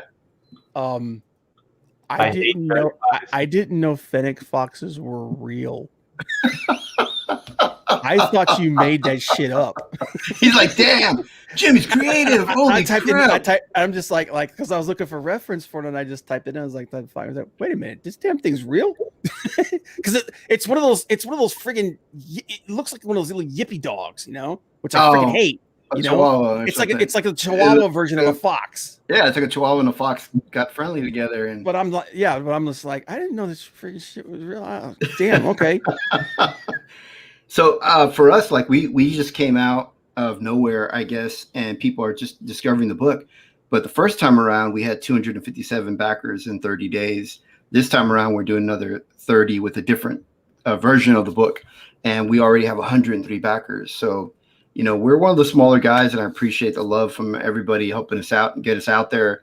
But I consider it a success. I mean, I think for being, first timers coming in, a lot of people don't even know this book CG. A lot of people are, because like Andy, I'm in the background helping out with inks, helping out with production and graphics, and so people don't know I've been supporting the CG community this whole time. And then Comic Book Bob and I do a show every Saturday, and we have a bunch of CG creators. We didn't push them away, and we've been doing that for I don't know how long now, a year and a half or at least a year and a half. Yeah, we've been doing that for quite some time, and yet I always get people going, what's he doing on the CG stream or whatever? Well, yeah. Jimmy. We'll have to change this for you. Yeah. Jimmy's one of those guys. He's kind of like Zach, man. We gotta like, come on, Jimmy, get over there, go do this thing. Come on. Which is true. Hey, stop it. You got no shame, bro. Get out there. Well, promotion first, art second. Yeah, promote, man. I'm learning this stuff, and John Malin also gave me a really good information on campaign stuff when I was over on his stream. So like meeting you, Art, and John, like it's been so helpful, helped me out a lot. And Comic Book Bob's been a big help because he's the one that got me into the be able to. He's like, you got to go on Malin stream, got to go on, and so he encouraged me to do that. You got to hook up with Art, and he gave me that push that I needed.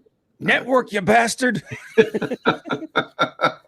Or if not, he threatened to steal my fennec fox. So he's going to kidnap it. So. Yeah.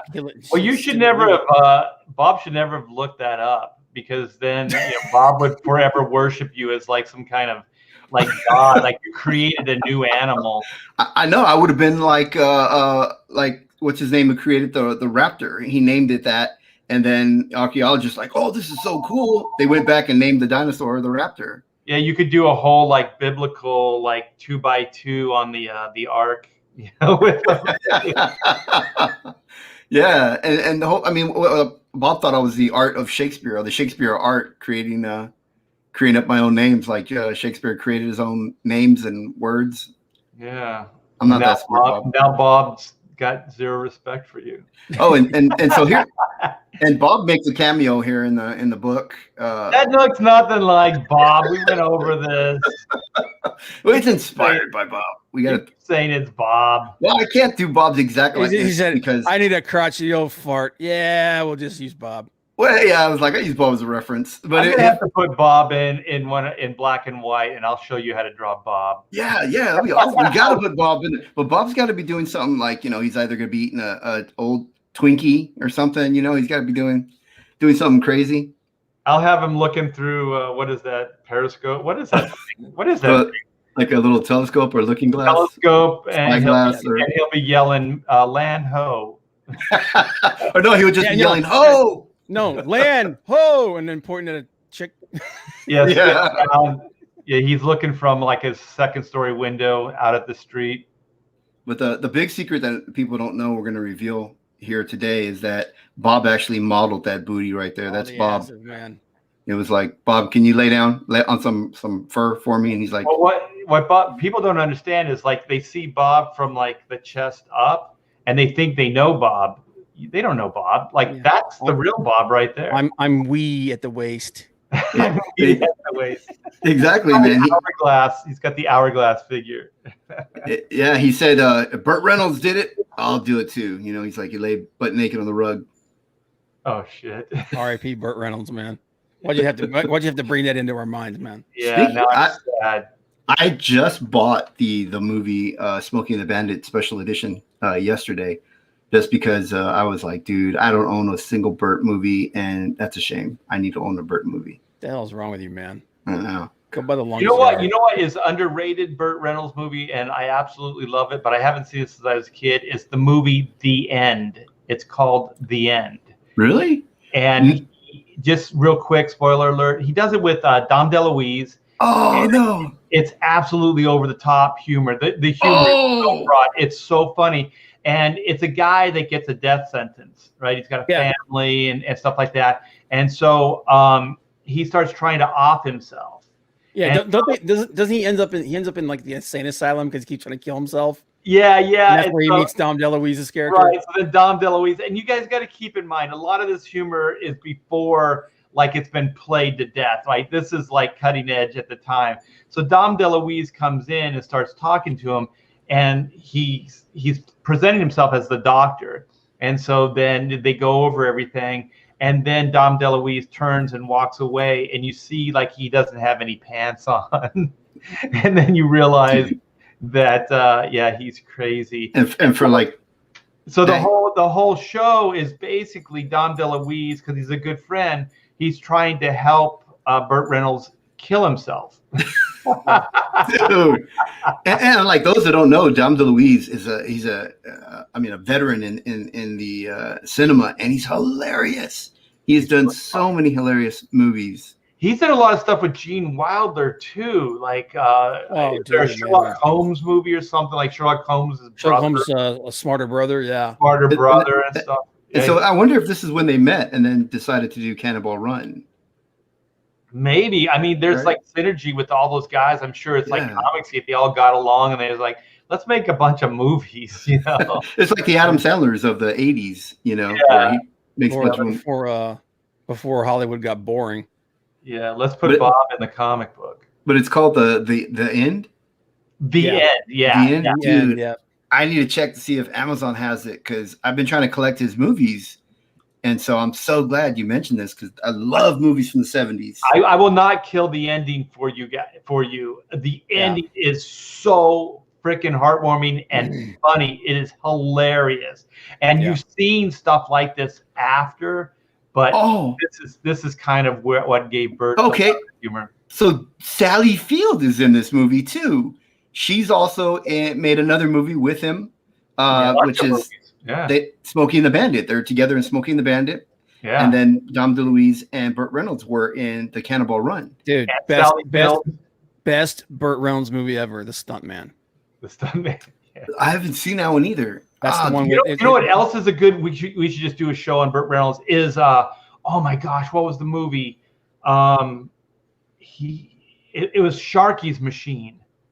Yeah. Oh shit! Sharky's Machine's got that scene where the dude falls out of the off the skyscraper, and it's actually shot. You see him falling all the way down. It's real. They had the rig on him where as he got closer to the ground, it started to slow his momentum. Yeah, but I remember seeing like they did a special thing on how they actually did that, because that stunt guy, he had the same stuntman in almost all of his films until the guy died. Yeah, the villain in that movie, in Sharky's Machine, he is one of the scariest dudes you will see in a freaking film. That guy, oh my gosh, it's just giving me chills. That movie is flawless to me. It's fantastic. It's not called The Stuntman. It's called Hooper. Hooper, yes. Yes. Oh, Hooper. Okay, that's why I couldn't find it. I was going to ask you right now. It's another one with him. It's another one with Sally Field, Burt Reynolds, Sally Field, Jan Michael Vincent, Brian Keith, and James Best, the guy that played Roscoe on the Dukes of Hazzard. Oh yeah. And then Adam West is in the movie as well, and Terry Bradshaw. West.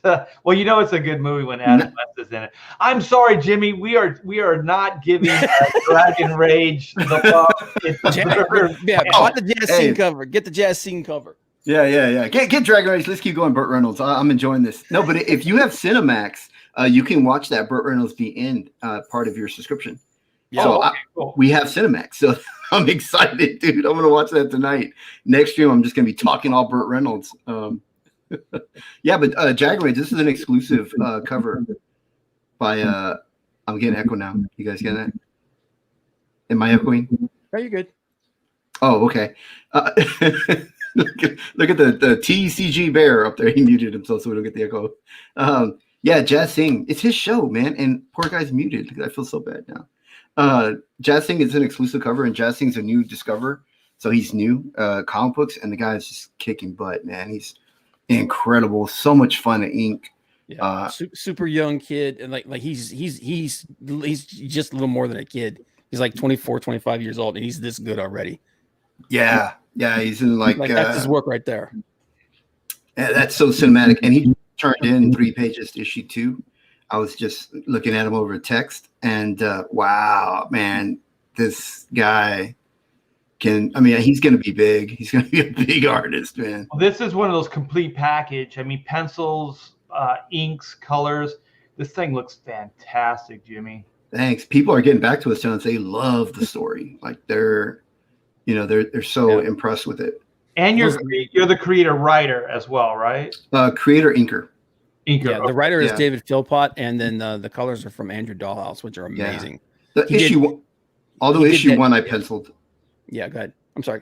No, I was just saying issue 1 I penciled and inked.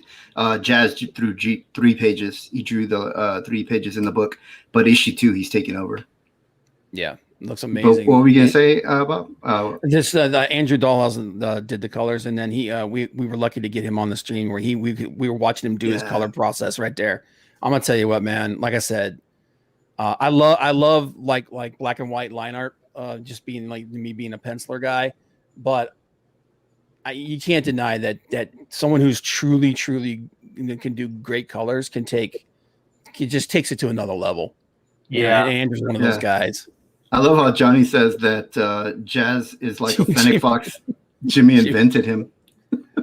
It just dude, it's almost like someone cloned Dave Finch, man. Because Jazz came out of nowhere. So for those that just a little history on it, Jazz came out of nowhere, and he's just like great artist. He's just like, yeah, I want to do a fan piece.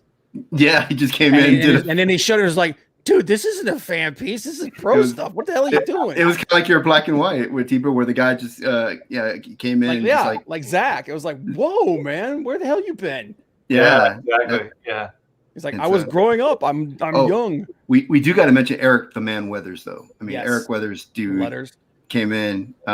We're so lucky to have such a great team that works so smoothly together. We're like a Burt Reynolds, Adam Sandler kind of little family of team that everybody just loves working together, and it's fun. It's awesome. No, it looks fantastic. So how many more days do you have on the campaign? We have we're only doing 30, and we're not doing in demand on this one. We're just because even though people have said, hey man, that's the way to go. And I know now that that's the way to go, but because we're going to stick, we want people to know we're men of our word or company of our word. So this one's going to end. And for those that back it, you get something very limited. It ends in 12 days. We actually have a timer, 2 hours, 57 minutes, and now 39 seconds. So, and then issue 2, we're going to do 60 days and go in demand, give people more time to back the second book. But for this one, at least, it's a very, very, very limited campaign that people get something really rare. Okay, even though the show's called CG In Demand, this book will not be in demand. So you guys got 12. You guys got 12 days to back this bad mofo. And Jimmy's a good guy. The whole complete package looks amazing. You got a Dave Finch cover. Jazz looks fantastic with your inks over him. So you guys go check out.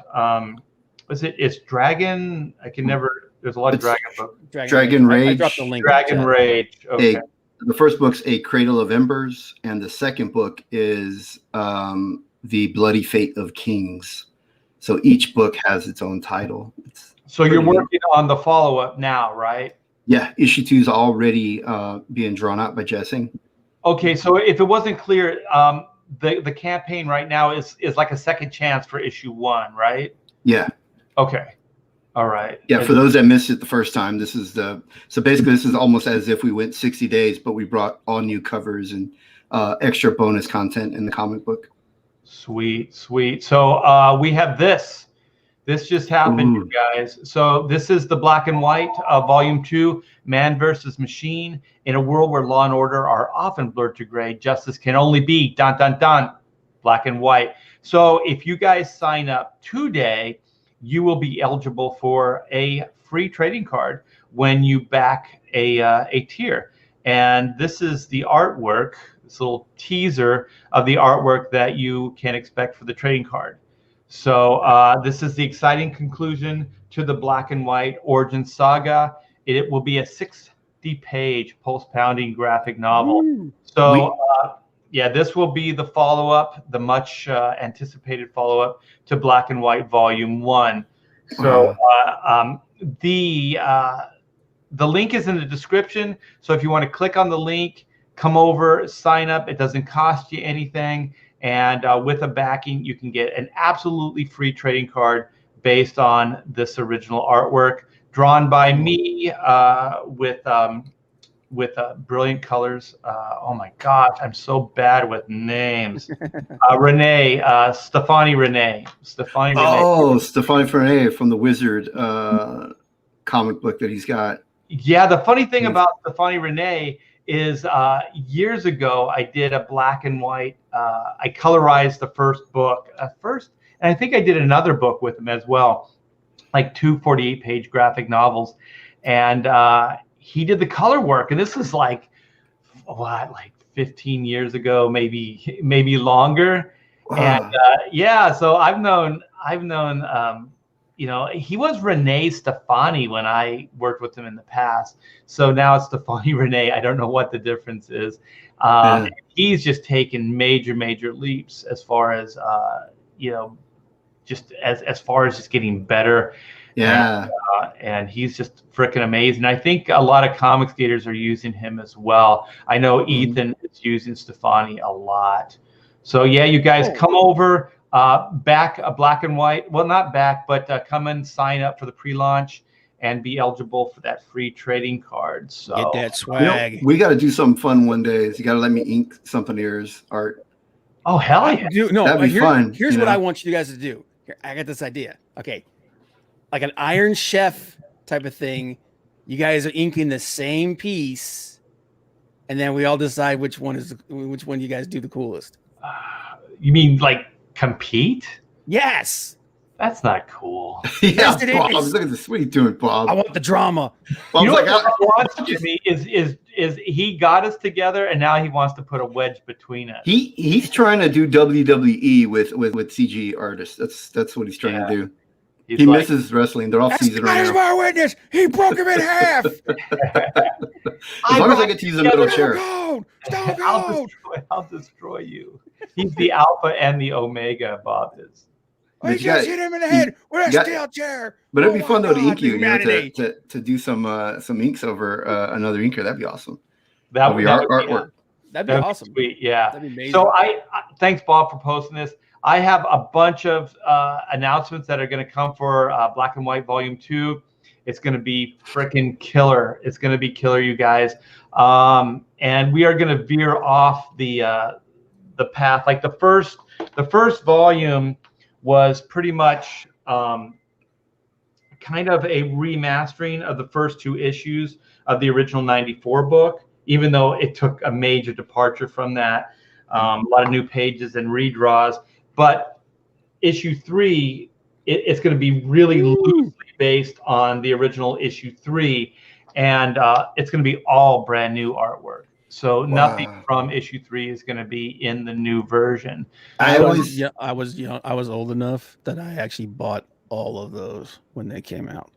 I remember still that splash page of where she's riding the motorcycle. I remember that. And that was back in the original Image comics version. And I think you brought that back too, right? Didn't you redraw that page? Yeah, it's in the sketch. Well, no, it's in the ash can. So I see Bob. I see the first issue there, and then I see the first issue for volume, the remastering or the volume. Yep. Oh my gosh. Represent.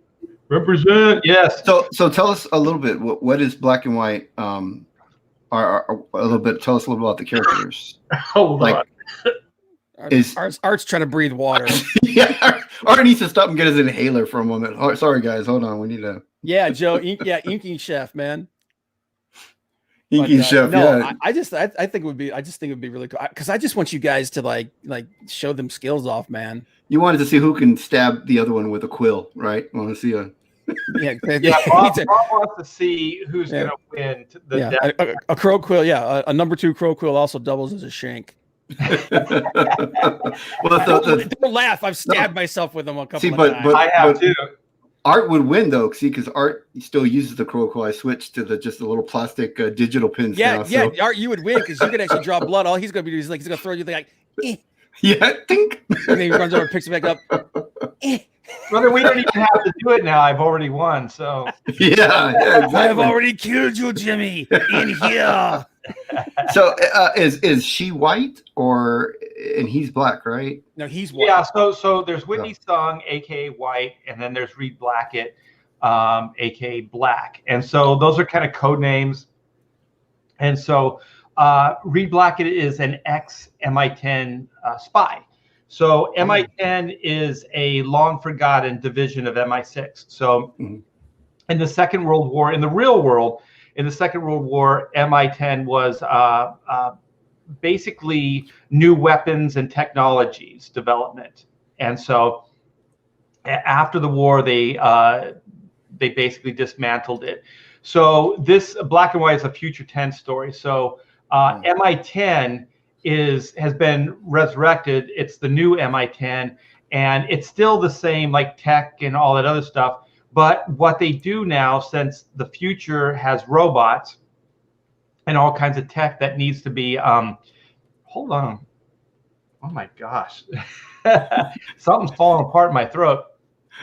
Excuse me.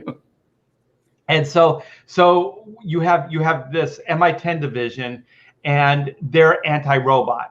So they develop technologies to fight robots. And so Reed Blackett was an operative, one of the main agents for MI10. And so he was basically a robot fighter. So he understood the psychology of robots. He understood, how to take them down, all kinds of different models, makes, all that type of stuff. So that was basically his job. So he's kind of James Bond meets Magnus Robot Fighter. He's kind of a combination of the two. And so what happens is there's a series of things within the division, within the spy organization, that he's not cool with, so he starts becoming like, he starts developing a conscience. So he can't really kill without conscience. He can't, carry orders out without question, all the things that make a good spy. He's having a problem with. And also he's from a family of spies. Like his father was a spy who died mysteriously within MI10. And then there's this character named Brooks Gray, he's kind of like, is it Q from Bond, that he creates all the weapons and all that stuff. So Brooks Gray is Q.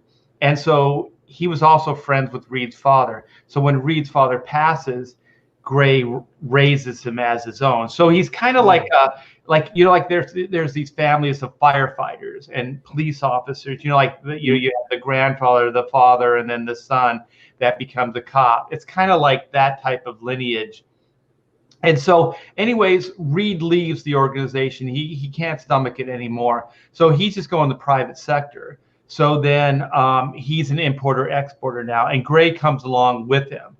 So then they're just kind of like retiring, right? And they're just kind of doing this business on the side and just trying to have a normal life, whatever that is. They've never had it. They've never known it. So they're kind of a fish out of water just with life. And so then Reed goes to China. He finds out about this little brewery that has this great product.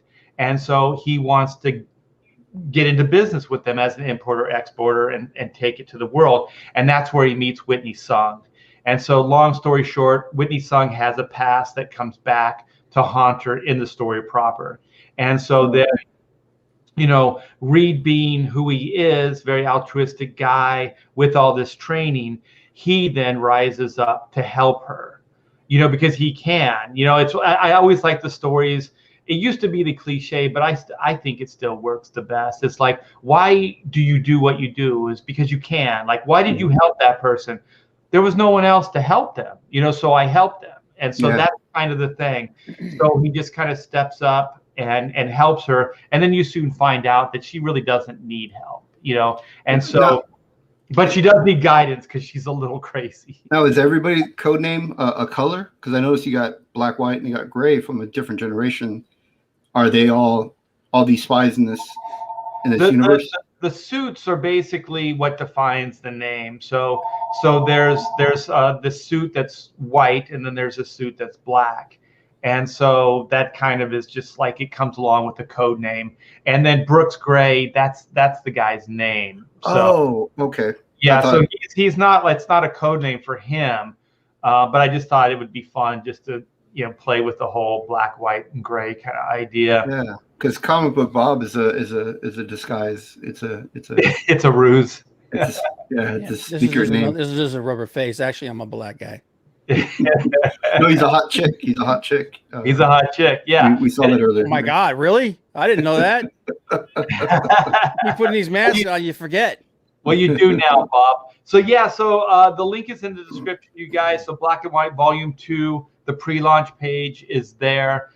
Come sign up. I think we got, before I went to bed last night, and I think we had 200 people already signed up for the pre-launch. So Thank you guys so much. And I've been asked, when are we going to launch, go live with the campaign?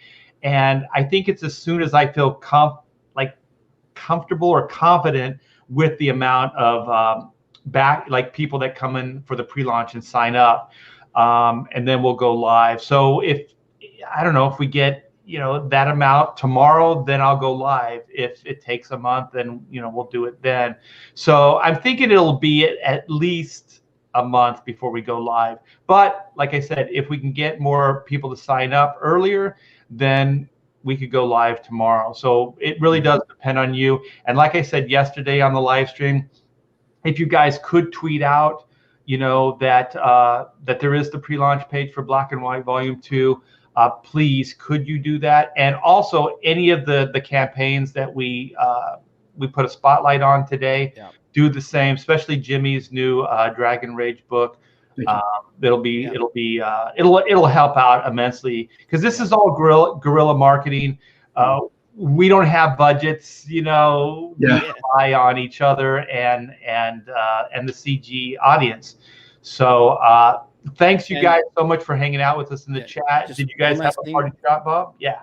One last thing, guys. Don't forget this Saturday and Sunday.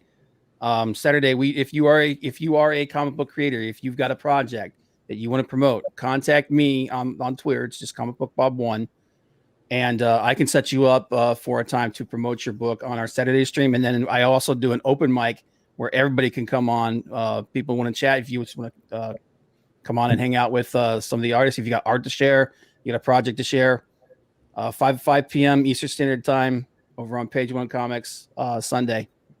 And Bob might show you his sexy lower half.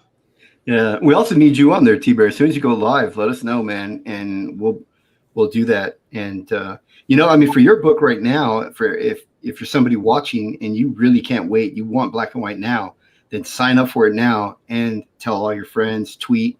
Yes, because if you can reach that number, man, I'm excited too. I wish you were live now, because I can't wait for that book. I think it's going to be. I mean, I don't know. Is 30 years in the making. Yeah, what's it like? I was going to say, what's it like? You started this book back in the 90s, I think, or early 2000s, I think. It was 94, yeah. 94, dude. Yeah. A long time ago.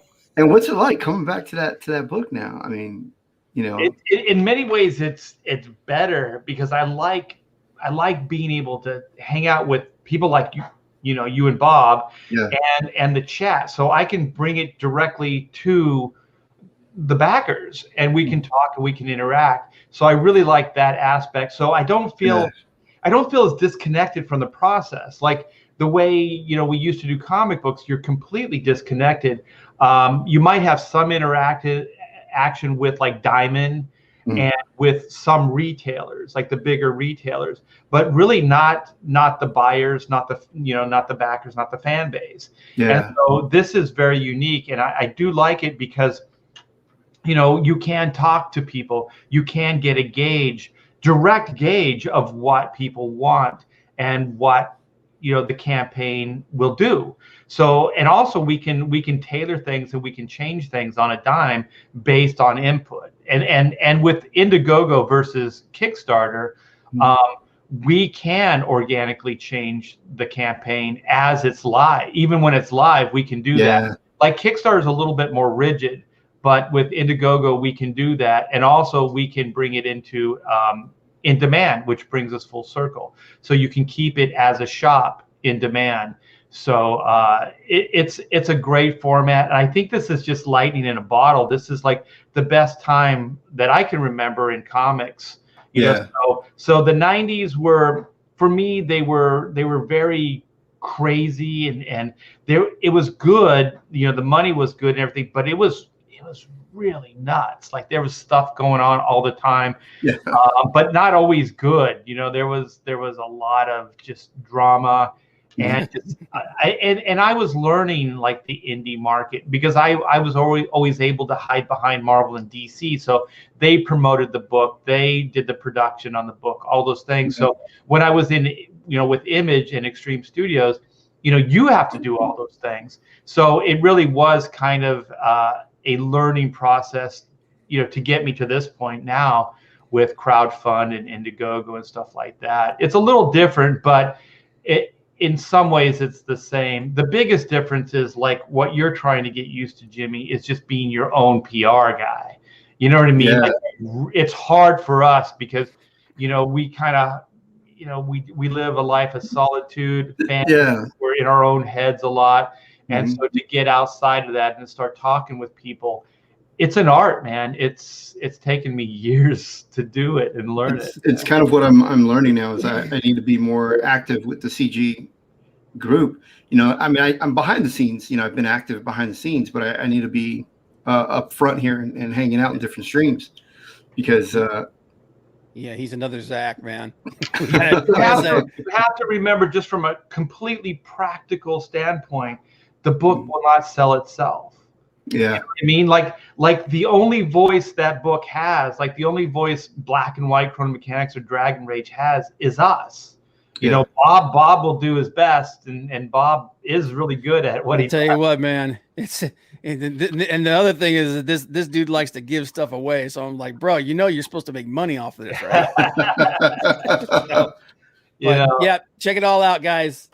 A lot of good stuff on this show, man. If you just came in, go back and watch it. We talked about a lot of great books. All right, Bob, just for old time's sake, do a pontificators for us. You'd always tell us the end of the show. Oh, let's wrap it up. Let's wrap it up. Yeah. I was thinking that the thing froze because Bob was like, yeah. It actually did. He got that buffering symbol. Just... No, dude, it actually did. I actually had to go back and restart it. So. Oh, okay. Yeah. Okay, so Bob would always let us know on. Take us home, Art. Yeah. He's like, this is going on a little too long. I got work tomorrow. All right, man. Well, thanks, everybody. Thanks, Jimmy. Thanks, Bob, for coming in and sharing all these wonderful Comicsgate projects with everybody. And like I said earlier, go back these things. There's a bunch of wonderful books. So everybody have a wonderful day.